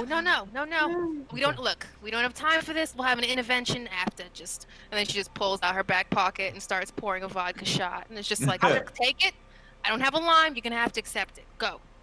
Well, bear in mind that Rowan is now immune to being intoxicated by alcohol for the next 90 It's just a days, so placebo. Yeah, She knows yeah, that the act of drinking is just gonna help him calm down, even if it's just like water. Like, she just wants him to feel okay. Even I though love it. I'm just happy I didn't turn Grizz into a sheep. That's all I'm happy about. It could have been worse. What could have been way worse? A penguin. Alrighty, what's next? Oh my god. So do we press the button? Yeah, click. All right, Chris, can you show us the magic of Dwarven Forge?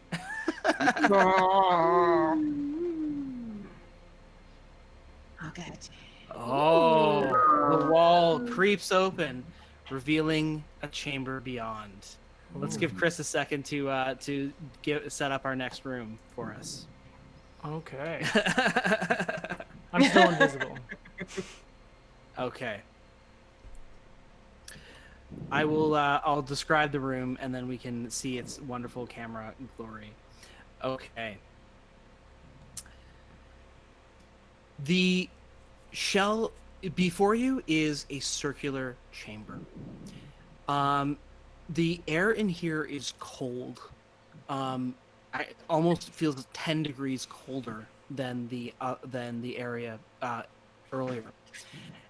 And this chamber is filled with niches of skull with dozens and dozens, perhaps even hundreds of niches all along the circular walls, each of them holding rows of skulls.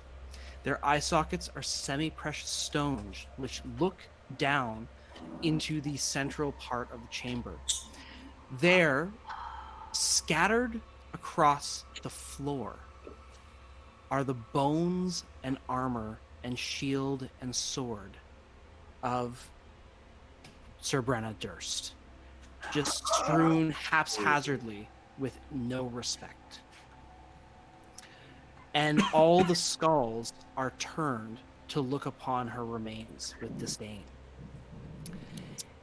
But in the center of the plate armor is blackened and cracked, and lies in state crumbled across the room. In the center of the room, however, where you would normally expect a tomb to be, is instead a crystalline,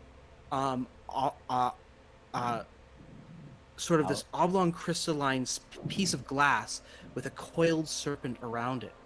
It glows softly with a green light from something within, but contained within the bulb is an extremely strange-looking creature. It appears to be a brass orb made of several hexagons connecting to each other, it's forming an overall orb-like shape. But spindly limbs come out the sides of it, and it has a single central closed eye and a pair of metallic feathered wings coming out the back of it.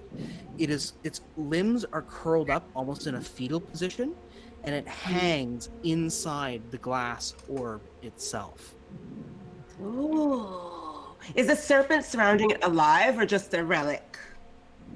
The serpent surrounding it is a copper serpent sculpture, holding it in place.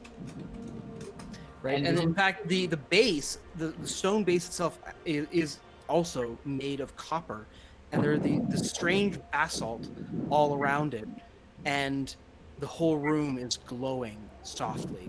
From what it seems that around the creature inside the bulb, there is this wire which is emitting the glow. And does this serpent look like similar to serpents of Asclepius? Yes, that's correct. I think we should get the thing out of there, don't you? Whatever it is. Is this anything specific, or is that part of the landscape? That is part of the landscape by the looks of it. Okay. Staying invisible, I want to come in and kind of go on right over here. Alrighty. You step into the room, walking past Brenna Durst's longsword, which is on the ground, wrapped in a scabbard, a cloth scabbard, and the scabbard is wrapped in cloth. Pardon me, and there are chains wrapped around the sword, keeping it in the scabbard. Brenna deserves better than this. Yeah. Can I do an Arcana check to see if there's anything magical about the sword and chains? Brenna's sword was a magical sword. Okay. Yeah. Yeah. Okay. So, but if Scoops wanted to just break those chains, yeah, it'd just be blunt force. The only thing you recall of Brenna is that she was not a material person, but she was incredibly possessive about this sword, and she would never let anyone else touch her sword.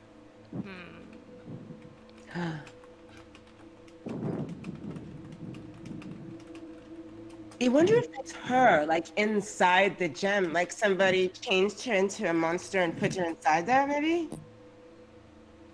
Maybe it's a tomb or something. Well, we know she's cursed.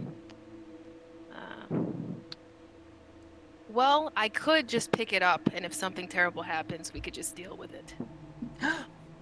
I actually have a spell that I've never used before, but it could work well. It's called heat metal. I can just heat everything up and see if it blows it to smithereens and she's released.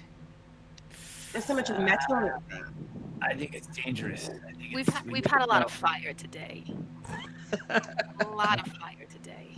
Chris? What if I want to? Can I investigate the central sculpture, particularly the copper nature of it? See if it reminds me of the green bulb from earlier. If it has any similarities. You surmise that the whole platform might twist. Oh. If only we had a strong, strapping, rotated giant platform. I would like to stay invisible and go in this back corner right here, Monty. Yeah, go for it. So, does it look like the metal portion rotates or the larger stone kind of purplish? The stone part stays in place, but the metal part rotates. If we all just took a portion of it, could we all turn it together? Can we? Yeah. All right. I'll give it a shot. I'll lend a hand. Yeah. Just keep your eye out. All right. You twist and turn, and the light from the bulb begins to flicker. And as you continue to twist, you hear a voice carried within that cries out, "No, my friends, no, don't!" Oh. Let's stop. Do we stop? No. The light is still Brenna? flickering. Who said that? Brenna, you there? You hear a clattering. The bones begin to rustle.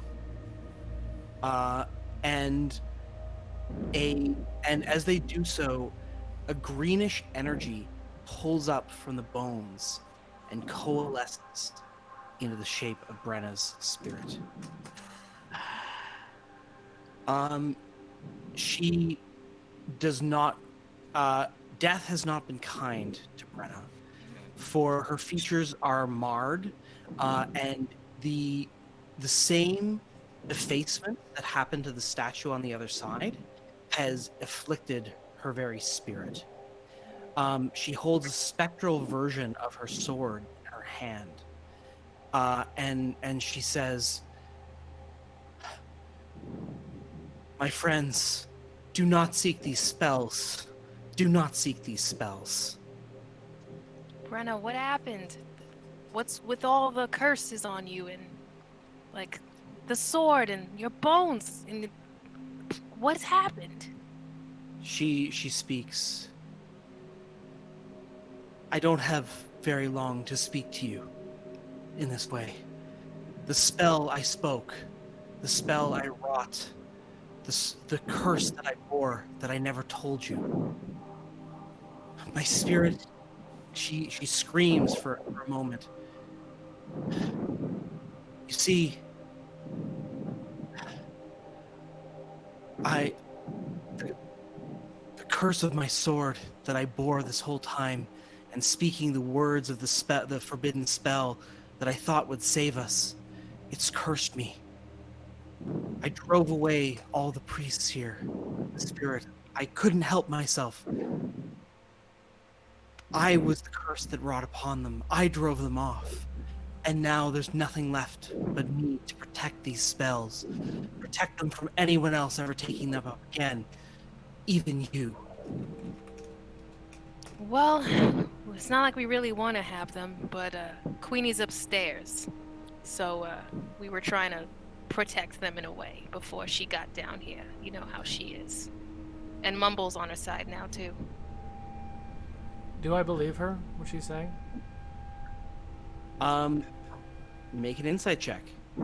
I sure will. With +4. Yeah, 21. Yay! Yes, good rolls. Good rolls. Where's some wood? There's something that doesn't add up. How was it that a paladin was able to cast a forbidden arcane spell? Because I'm still in. Oh, if I do something when I'm invisible, right? I come out of invisibility. If you attack or cast a spell. And sending is a spell, yeah. Yeah. I'm close enough to Grizz. I'd like to get right behind him, kind of like pull on his cloak, and then whisper in his ear. Maybe. I don't trust her. I think we open it. Do we know that she? Do we know if she cast a spell definitively or not, or no? It seemed to destroy her when she cast it.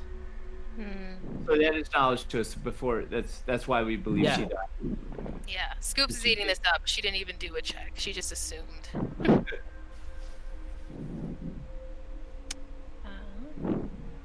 And it seems out of character for her to have cast a forbidden magic spell as a paladin, no? Sensibly, it was to defeat your arch nemesis all those years ago. And But she took that, sacrificing herself. Classic paladin self-sacrifice. What was it? What was it?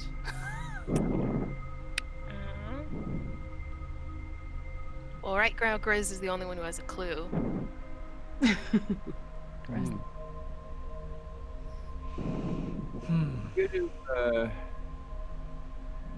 I gotta quietly message each person one at a time to tell them that Roman senses something is amiss. Thank you. All right. I guess since Scoops was talking to her, she'll get that message and just be like,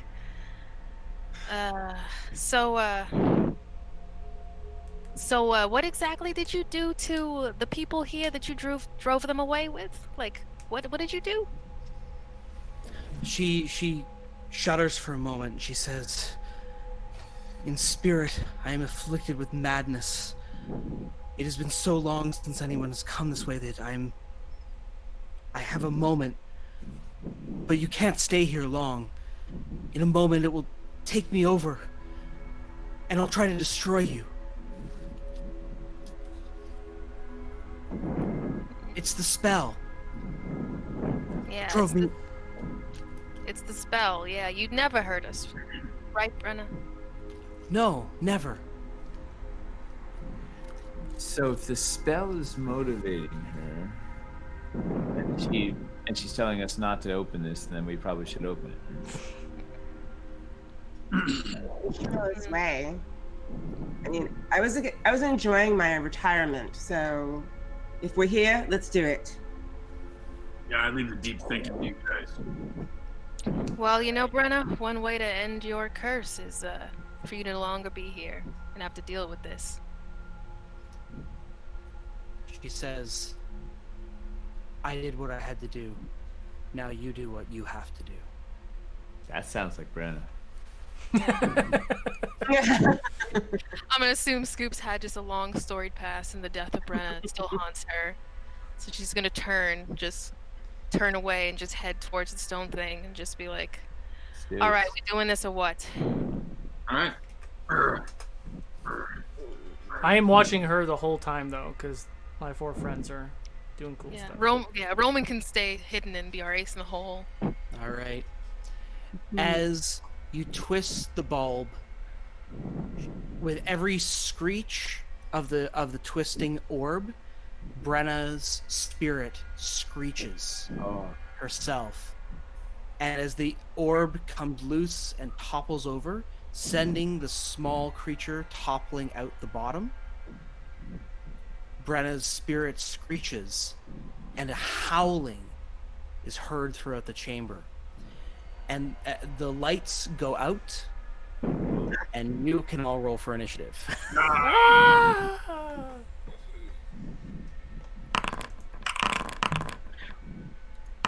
for God's sake. Okay, so Scoops. 2. 10. I'm 10. It would be Scoops first. Scoops, and we got Pockets, and then we got Gris, I think? Or no, actually Bad Attitude. Yeah, 12. I got Then 11. Gris. I have an 8. I think I'm last. Oh, then Roman. There we go. Okay. And I'll roll for my 2. So, oh boy. Looks like I got partway through for group 1, so I'm gonna go first there.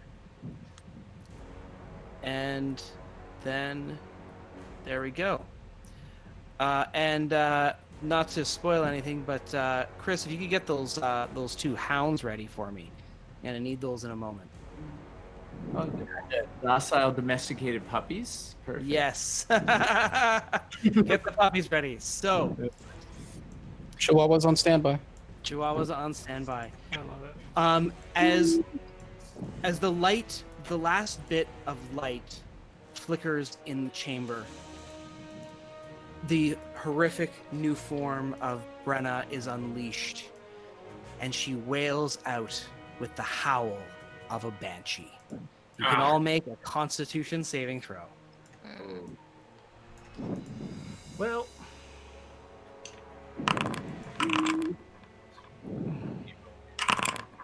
Ten. Oh no. 19. Oh. Are you freaking kidding me right now? Uh-oh. 3, but I rolled a 1. All right, so we've got Scoops with a 17. That's a success. Bad Attitude with a 13. So Gris and Roman, what's your bonus on your con saves? I got a 10. I got a 10 on my con save. I got a 10. So unfortunately, it looks like Roman, Gris, and Pockets. That is a failed saving throw, and you are all reduced to 0 hit points. Oh! And for Scoops and Bad Attitude, you each take 10 points of psychic damage. Do we still have the 5 fake hit points or temporary points? That's correct. Yep. Okay. So wait, correct me if I'm wrong. Our healer, and our mage are down. Okay. Okay. Let's see what's going on. First up in the order though is Scoops. You see the howl of that Brenna unleashed as 3 of your friends collapse to the ground. What do you do? Dang, I really don't want to burn this spell slots. But I'm thinking the best course of action is to maybe use suggestion on the Banshee. to see if it'll calm her down. Okay. Yes, I will cast suggestion and I'll be like, why don't you calm down and take a seat? Okay. What I will have you do, are you trained in religion or arcana?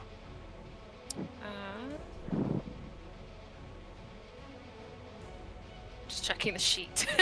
Sure. No, I didn't. Okay. Unfortunately, as you cast the spell, creatures that cannot be charmed cannot be affected by a suggestion spell, and a banshee is immune to charm. Dang, I should have known So, that. yeah. I was gonna. If you're trained in arcana or religion, I would have given you the hint there, but unfortunately not. Nope. Yeah. And so she simply howls out and says, "All was calm in the silence of this tomb until you arrived." All right, so my spell slot is burnt, right? No backsies. I'm afraid so. All right, well, that is not helpful. I guess I will use my bonus action then as the only thing I have. I don't know if she has a range, but moving doesn't seem like it's going to help.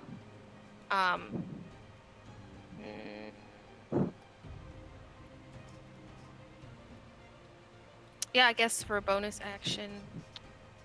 Wait, so are banshees also immune to curses? No, they are. Realizing this, they are immune to a lot of conditions. Her incorporeal nature protects her against a lot, but not necessarily this. All right, well, I'll use Hexblade's curse on her. That works. You're all good there. Yeah. So Pockets, I'm afraid I'm gonna need a death saving throw from you. Oh my goodness, for me? Yeah. Let's see. Yep. Let's go. Are you kidding right now? Shit. That's 2 death save failures. Oh no! Deal. Dice hate me. Given. This is gonna be. Ooh. Note to self: be since rough. I'm a College of Eloquence bard, I probably would have known this before. I would have inspired myself, and then that would have helped me in this situation. But I can't help it. Bad attitude. What are you gonna do, buddy? All right, so I had a couple thoughts here. Her sword is chained up, right? And if I Yes. remember right, Brenna was always talking about goody two-shoes stuff, and I think her sword might have had some sort of special powers that was probably super good and not wouldn't really like Banshee, right? Is that an accurate statement, or am I off base here? That is a very good assumption. Yeah, so I'm thinking that this sword is chained shut, and if I remember, her sword was pretty buff. So if I can see her sword on the floor, yeah, then I'm gonna go grab her sword and try to pull it out. All right, give me a strength check. All right. You still have that D8 inspo I gave you. All right, outstanding. You can do it, bad attitude. Okay, we're cooking for a treat. Shattering the chains, the blade pulls out.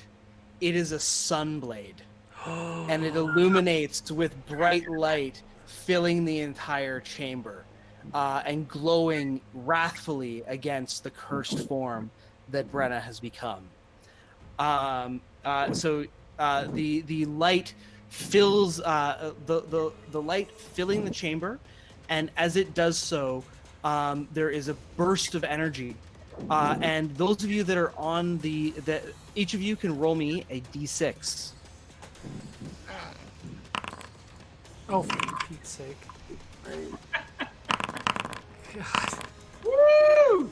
And I got it. Okay. As the energy bursts forth from the blade, beams of healing light reach out to it, but unfortunately they only contact Gris. And Gris, you regain 10 hit points. Makes sense. That would have been wonderful. I'm dreaming. I'm just dreaming about Queen right now. That's it. Okay. Next up, then, but anything that you would like to do? Anything else, BA? If I can pull it out and take a swipe at this Banshee, I will. But I just didn't want to over. If you frenzy now, yes. Okay. Yeah. Heck yeah. If you'll let me frenzy, absolutely. All right.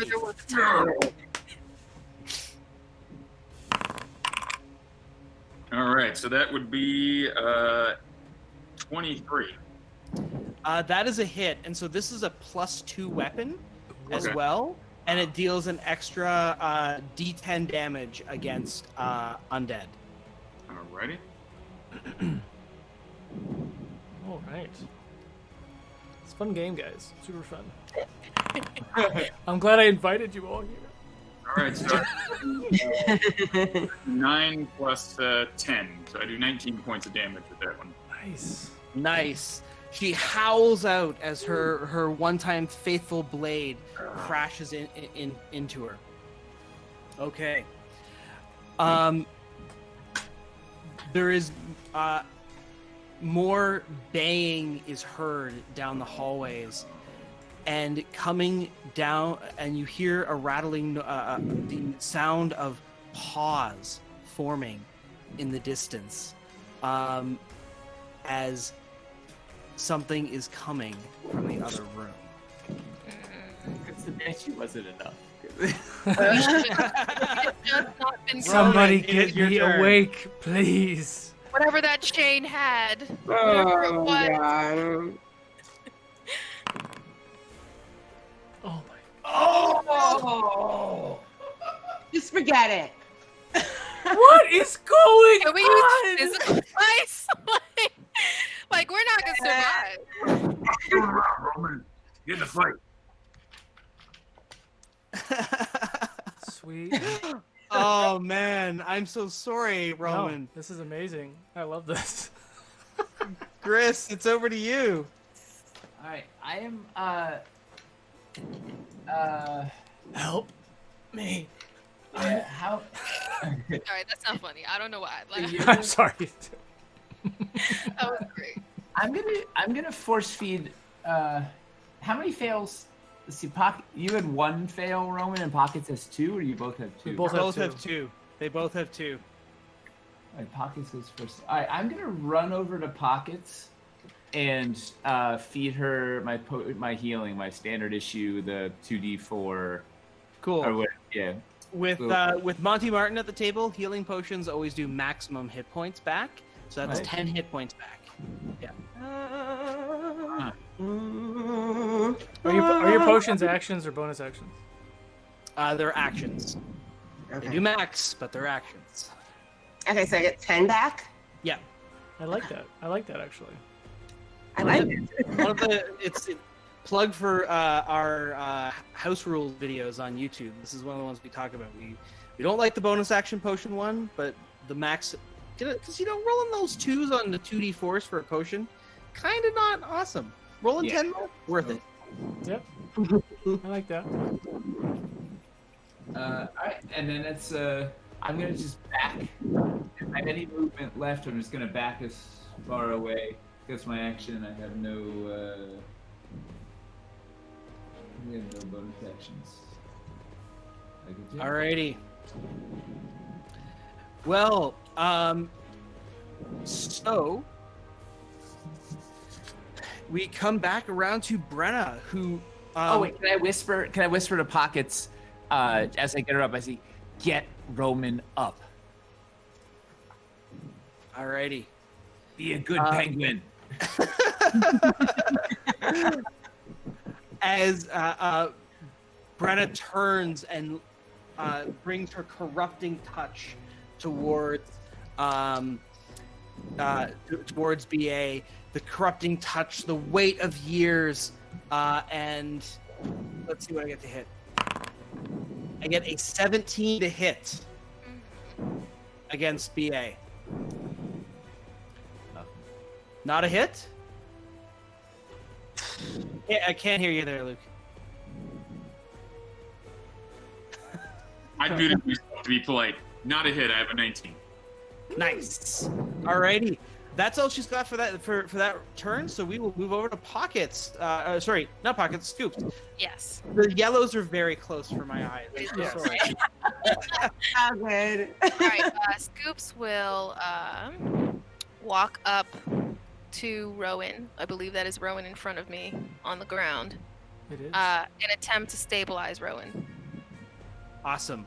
You're gonna spend your action. It's a DC 10 medicine check. So go for it. All right. Please. All right.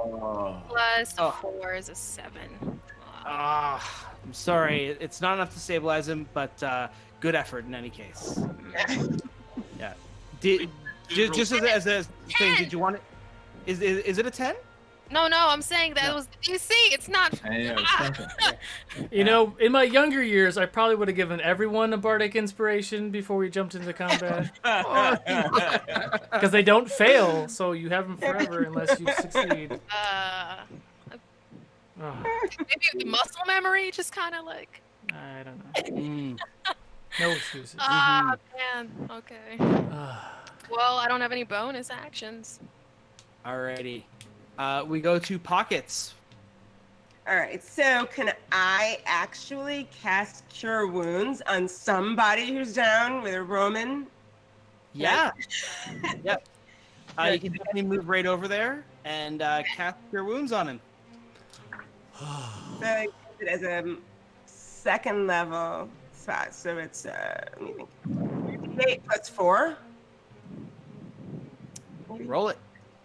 I roll it. Okay. I don't trust my dice though, Monty. 3, 5, 9. It's enough to get you back in the fight.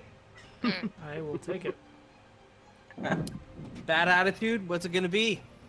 All right, it's going to be 2 attacks with this Sunblade on the Banshee, and I'm going to observe what's going on, and I'm going to try to interpose myself, make sure the Banshee can't go after the rest of the party there. I'm going to be the good muscle and get in the way. Nice. All right. There's something coming through that door. I think. Yeah, I figure if I can interpose myself, that's the better. So, all right. So 2 attacks. Okay. Well, one of them hits, but one of them's a natural 1, which means your belt buckle bursts. On a good roar, like.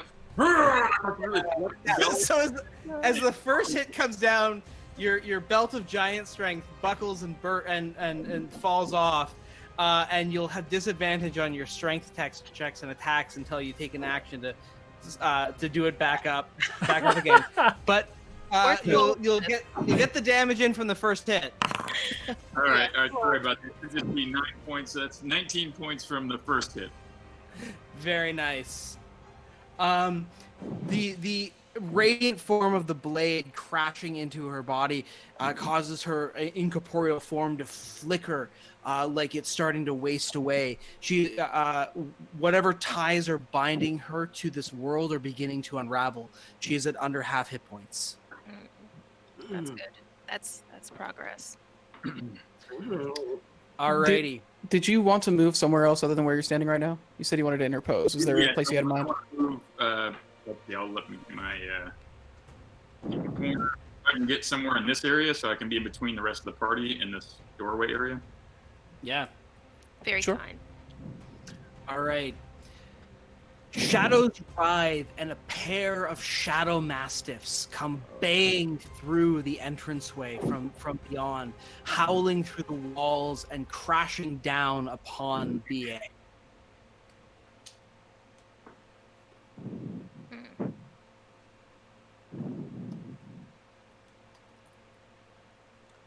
You got it, buddy. Bringing down their bites upon him. I get 23 to hit. That's a hit. And a 15 with the second hit. 15 is a miss. Alrighty, well, with my one I do get one good hit in there. You do. So that is going to be 14 piercing damage. Ouch. Oh. And I need a strength saving throw, which is made with disadvantage because the belt's out. Oh. I made strength check at advantage under frenzy, so it'd be neutral. Yeah, so it would be neutral. Yeah. And I take half damage from piercing because I'm frenzied as well, so I'm down to 59 points. And I'll make my. You love it. You love it. All right, here it comes. Woo! All right, now, but it's just a 14. I don't have any of those bonuses because without the belt, I'm not quite so strong. But you're still big, and it's hard to knock a big half-orc down. All right. You are not knocked prone. All right, Roman, show us what you got. You're back in the game. I'm gonna slowly get up and look at her. You were ugly in life, and you're even uglier in death. I'm gonna cast Unsettling Words as my bonus action, which is my just racial trait. So she has a -6 on her next save. And then I'm going to use the harp and cast Wall of Thorns on the 2 Mastiffs and her. Which is a dex save. Do I need to do my magic roll thing first, or do we do this first? Roll that d6. Let's see if we get more wild magic out here. One. Okay. No, it's a 6. Very good. Very good. Okay. So it is Okay. it's a dex save. Dexterity saving throw. So she's gonna get a wow. She gets a 21. -6 is 15. -6 would be 15. Yep. That fails. Okay. And hey, good use of that ability. And the 2 hounds, one of them gets a 20 as well. So one of the hounds. Okay. So then then that hound takes half of this. Everybody else takes the full. 25 points of piercing damage. Whew. Okay. Nice. And I would like to use the rest of my half a movement to get as far into the corner as possible. Okay. The Shadow Mastiff and her are both grievously wounded. She is hanging on by a tether to this realm. That ends my turn. Nice moves. Gris. All right, I want to move over by Roman and give him a high five, and then so watch this. I've reversed the polarities on the staff. It's gonna be flawless now. And Am I standing behind him? Am I standing behind him? You're right next to me. So I'm so I'm glad. gonna with a flourish, I aim my staff. This time I'm going for the full charge. I'm going for the full-on wall of fire. Let's forget the small stuff. We're going for the big boys. All right. I'm gonna wall of fire right through here. Boom, boom, boom, boom, boom, boom, boom. So he should be able to hit all 3 of them in a row, and I'll put the dangerous side facing away from bad attitude. Okay. Roll a d6 though, please, Nate. Oh my god. Oh. Oh, so close. The luck is turning around. Just barely. Okay, that is gonna bring that into play. So the wall of fire comes down. DC 15 dex save. Okay. 5d8. And it's half as much on a successful save. So she gets an 18. It's still half damage. The wounded hound fails, and the unwounded hound also fails. Fire it up. 29. Wow, that's a good roll. I gotta do the math actually. What is so a quarter of 29 is 7. still gonna. So half and then half again is still 8 damage? No, 7? 7. You guys math too that's hard, enough. man, this late at night. Yeah. Props. Yeah. That is actually enough to destroy her. Yes. Well, it's his bad attitude weakened her up. I hope the flames send her to a much more peaceful place. and it also destroys the other Shadow Mastiff, and the other is quite wounded as well. Scoops, how do you want to wrap this up? Well, I could do the fun way and use the magical item that might fail. And just so everyone is aware, my magical item is it's a javelin, but let's just say that it has a scooped end. And it can be used to trap souls. But if I fail, it will release one of the 7 souls that are currently inhabiting it. What could go wrong? Of those souls that could come out are a banshee, another one, a wraith, a will-o-wisp, a specter, a shadow, or a friendly ghost. It could be friendly. I'm sure there's going to be issues. Or I could just wrap this up. Nice Eldritch Blast. We'll all go to dinner. It'll be lovely. Use the scoop. Use the scoop. All right.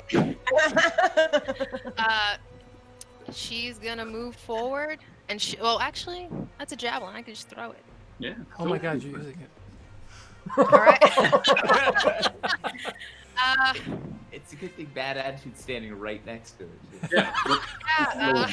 What could go wrong? Scoop is gonna. I don't even want to roll. Okay. All right. I'm gonna do it. I'm not scared. No whammies. No whammies. I'm not scared.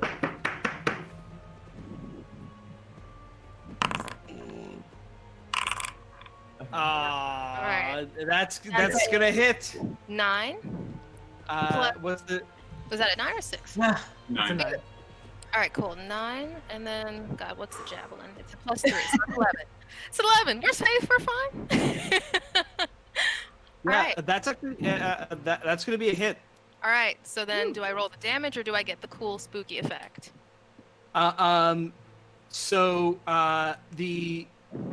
Normally it steals the souls on a critical hit, but roll the damage, and if you kill it, you can trap the soul of the Shadow Mastiff. All right. Oh. Does it have a soul? 4. That is gonna. So it's still. It took the damage from the Wall of Fire, and it took half the damage from the Wall of Thorns. So that's gonna be enough. It's got a few points hanging back on. Throw the spear, and it just pulls the whole form of the Shadow Mastiff right back inside it, sucks it up, and whatever shadow stuff it was made of was enough to constitute a soul, and that is now stuck in the now 1 life stealer. All right. Well, walks over, picks it up, just puts the spoon back in, and it's just like, all right, cool. All right. I'm gonna be holding up my pants with my non-weapon. And I'm gonna drop the sword on the ground, grab my belt, it's probably in the drawer here, pull it back and be cursing, be like, "Rumsh's green arse, what are you doing?" And do like a backward shoulder roll to get out of the flames here, and come up and like grumpily try to put this thing back around my waist. Awesome.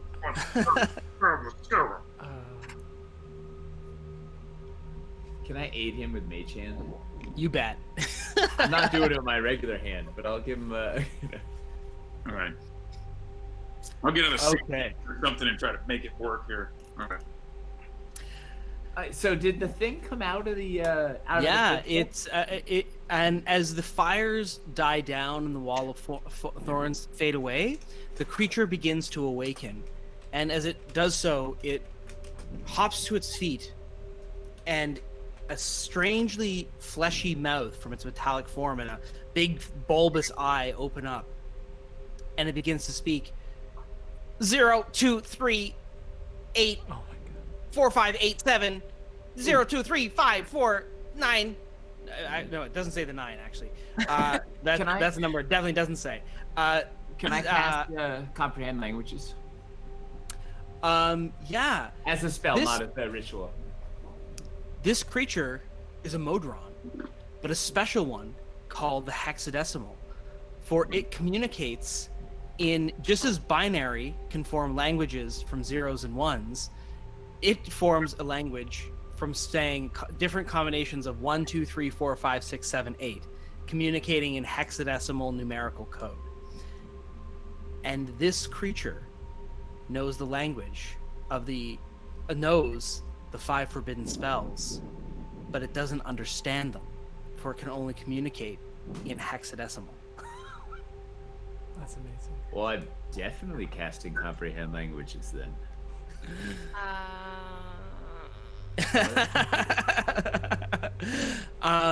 And as it speaks, it is actually saying to you, "Hello world, my name is Print Hexadecimal."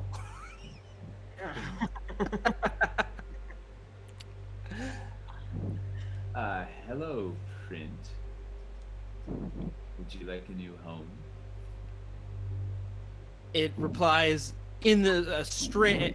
It takes it, because it's speaking hexadecimal code, it actually takes it several minutes to say any single word. But it manages to squeak out, why, yes, that would be quite nice. It was very dusty and cold in there. I couldn't really move. Looking at my friends real quick, some of us look really rough, right? Yeah. I would like to... Can I pop off a bunch of cure wounds to get some people up? Okay. You betcha. You betcha. Wait, do we have a plan for what to do with this thing? Yeah, I was kind of gonna do like a quick sidebar. Because, I mean, is there a way to like flush the information in it? Because I don't think anybody should have access to these spells, to be honest. I mean, 22 points of HP to bad attitude, real quick. All right. 22 HP. There's... I'm back to full. There's certainly one way to make sure the knowledge never goes anywhere else. Oh boy. Guys, you're not gonna tell us, are you? Yeah. I'm not. The creature isn't speaking that, but you know, it doesn't look that sturdy. 14. 1 second, guys. 1 second. 25 to pockets. How's everybody else looking, real quick? I'm at 37 out of 45. Not the worst, but...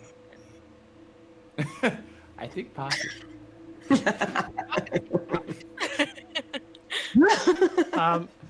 DM, I'm gonna cast Cure Wounds with my thingy. Oh no. Because it's a big one. I hear someone laughing in the background. I love it. Okay. Love it. All Never right. been so afraid of a dice in my life. Yeah. Yes. Cool. Okay. Well, as you ponder, a small golf clap can be heard down the halls. As striding into the chamber comes Queen of Thieves. She remarks, "I got through a whole chapter of my book." I knew it. I knew it. We should have attacked Queenie when we hit it. Yep. Well, my old friends, it seems like you've done all the dirty work for me, as usual. But I'm willing to offer you a finder's fee if you'd like to let our little friend here come along with me. I've been offered some great sums of money, and a lovely little bidding war has erupted between the likes of Zast, Ham, Vecna, and the other Lich Lords that hunger for the knowledge of these forbidden spells. They've promised all sorts of wonderful treasures for us if we just bring them the knowledge that they are seeking. How does it sound to you? Well, there's a reason why we broke up. And I broke up with you through message. I'm gonna cast Unsettling Words. Ooh. So -3 on a death save, and I'm gonna cast Dissonant Whispers at 3rd level. Okay. As the whispers echo through, her form crumples for a moment. It's a projected image. Of course it is. It's Queenie. I grab hexadecimal and I'm gonna cast Chaos Bolt right into it point blank at 3rd level spell slot. Thank you, Chris. I'm not gonna lie. No, she could be invisible. She could be grabbing this thing. It's like, no, wait. Gotta go. She's gonna blow it up.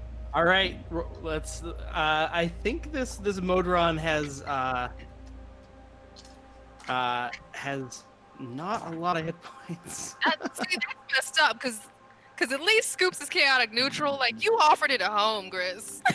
Yeah, it's got 5 hit points, Chris. So I rolled 21 on analog dice. So you splinter it across the walls, and the parts go flying all over. And the queen looks back at the group of you and goes, "Well, that's going to be a costly mistake." Oh. I understand that I'm between old friends. I would have thought that, a little bit of forbidden knowledge would have been a better trade than the eternal enmity of entities like the greatest liches the multiverse has ever known. But, fortunately, it wasn't me that did the deed. It was you. So, see you on the other side, friends. And the image disappears. We've dealt with worse, is what it is. We're old anyway, it's fine. It's what Brenna would have wanted before she went all cuckoo. Well, with that, if with Brenna could be corrupted, anybody could. Put to rest, and the knowledge of the 5 forbidden spells destroyed utterly. I think that is where our story ends for this evening. Oh well done, friend. Oh my goodness. We didn't die when it seemed so likely that we would. It wasn't pretty. Pull it out of the fire, man. I thought you're in trouble. Yeah, wow. This is definitely going to rank up there in some of the worst dice rolls I have ever seen in my life. I have never experienced anything like that. It was.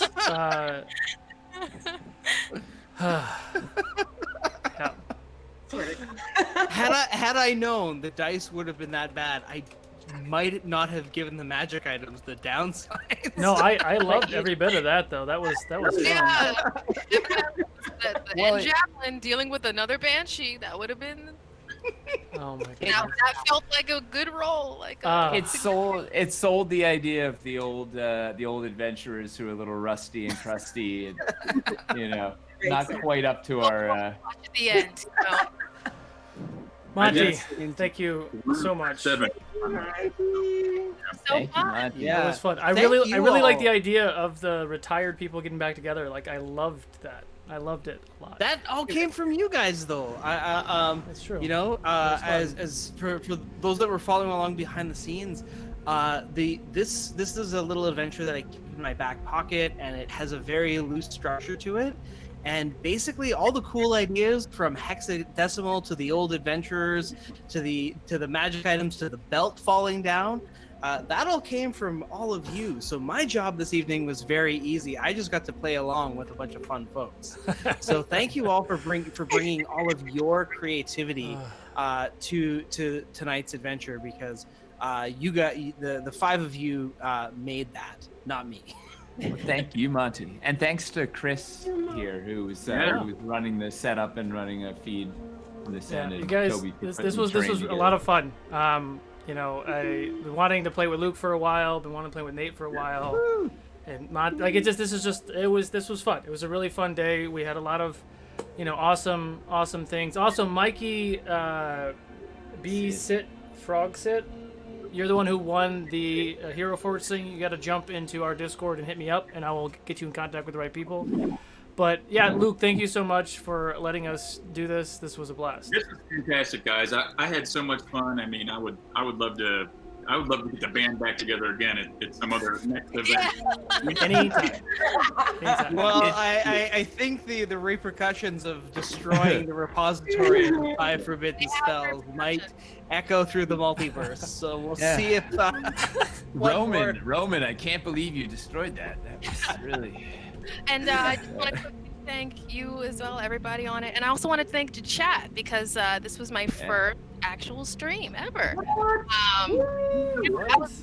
I was so nervous. And like the advice they gave me is like, don't look at the chat. And I was like, Yeah. Time I checked, like I saw something that's like, their lights suck. And I was like, no, run away. But then I came back to the chat and everyone's been so nice and so kind and so encouraging. And I just wanted to thank you guys. Well, you did fantastic. And I've been doing this for a while. You were total did pro. really good. Didn't even know this was your first time. I actually forbid my players from looking at the chat because it's very entertaining. It's very entertaining. I always keep it off. I never look. Yeah. It was like forbidden fruit, like exactly the spells. Because I swear I exited the browser like 4 times. I like put it in. I'm like, nah, let me focus. Got rid of it. Put it back. And then I remembered I had invited some friends, and I'm like, what if they said like hi? I need to say hi back. It was like. It was never that deep. Well, all of you are welcome anytime at Fable 42. We'll be talking about more cool events that we're going to do down the way. Pockets and I are in the Vorpal Board River Break stream tomorrow morning at 9 a.m. I am playing an Eloquence Bard. His name is Nico. He's level 9. He's just as nasty as this one. I have been known to do that unsettling words and then polymorph to something before. It works. I love it so much. It's dirty though, but I love it. But yes, thank you guys so much. There are more really awesome things for GaryCon this weekend. Go check out their site. It links down below for all the cool events. Our next panel is until Sunday, where we're talking about the transitioning between editions. So make sure to check out for that. A lot of really cool things here at Fable 42. Go ahead and check our website, check our Discord. I have the 3rd episode of Rime of the Frost Maiden that I've merged into my homebrew campaign on Wednesday at 6:30 p.m. Pacific with Realms of Ukador. I'd love to show you. I have this huge table of snow set things here. But yeah, if you want to see that, it's in our Discord as well. But yeah, dude, I've had a huge blast. So thank you guys so much for having us. And this was a really fun game. I love playing. I love playing this game so much. Hey, Luke, is there anything else we need to know about GaryCon? Yes. Well, GaryCon 13, you can get your badge if you want to come to GaryCon 13 or attend virtually March 25th to 28th, 2021. Just go to tabletop.events and look for GaryCon 13 and get your badge there. And if you want to see me play some more D&D, I'll be playing tomorrow morning. Well, tomorrow, depending on where you're at, it'll be noon Central Time. I'll be playing with the Ender. And awesome. Ricky Huckster, his character Ricky Huckster, is sending us on an adventure to go get some potion ingredients for him. So I'll be playing a huge cleric, and it'll be good. It's amazing. Good stuff. Oh, and then tomorrow night, for this game, the final game tomorrow night, we got a really special treat. Maximum Mike Pondsmith will be running Cyberpunk Red, and we'll have Matt Miller there, as well as the rest of the team from the other GaryCon adventures, and a special guest. And I have no idea who the special guest is. Mike just sprung that on us a couple days ago, so I don't know. I hate to. I won't say anything, but it could be something really cool, like really tiny chance of that person joining us. I'm sure it'll be neat, no matter what it is. And yeah, that's it. And it's go to GaryCon. It'll be on Twitch TV, GaryCon. Tomorrow we start at noon Central and run till midnight, cleaning up. Chris Lindsay is the middle game, so we can't go wrong. You're Chris Lindsay and Mike Pondsmith, so strong Saturday. Yeah. And thank you all very much for joining us. Donate to Extra Life if you can. Yeah. Cool. Yeah. And it is the end of the night, doing what we do here at Fable 42, which is continuing this tabletop and D&D love. Search D&D. I found the person who was on the far bottom. We're about to blow their channel up, so please go talk about GaryCon, talk about all the cool things that we're doing, talk about Fable 42, Dwarven Forge, Dungeon Dudes, Wizards, all the things. We love you guys so much, and we'll see you guys later. Bye. Bye. Oh my God. Yay!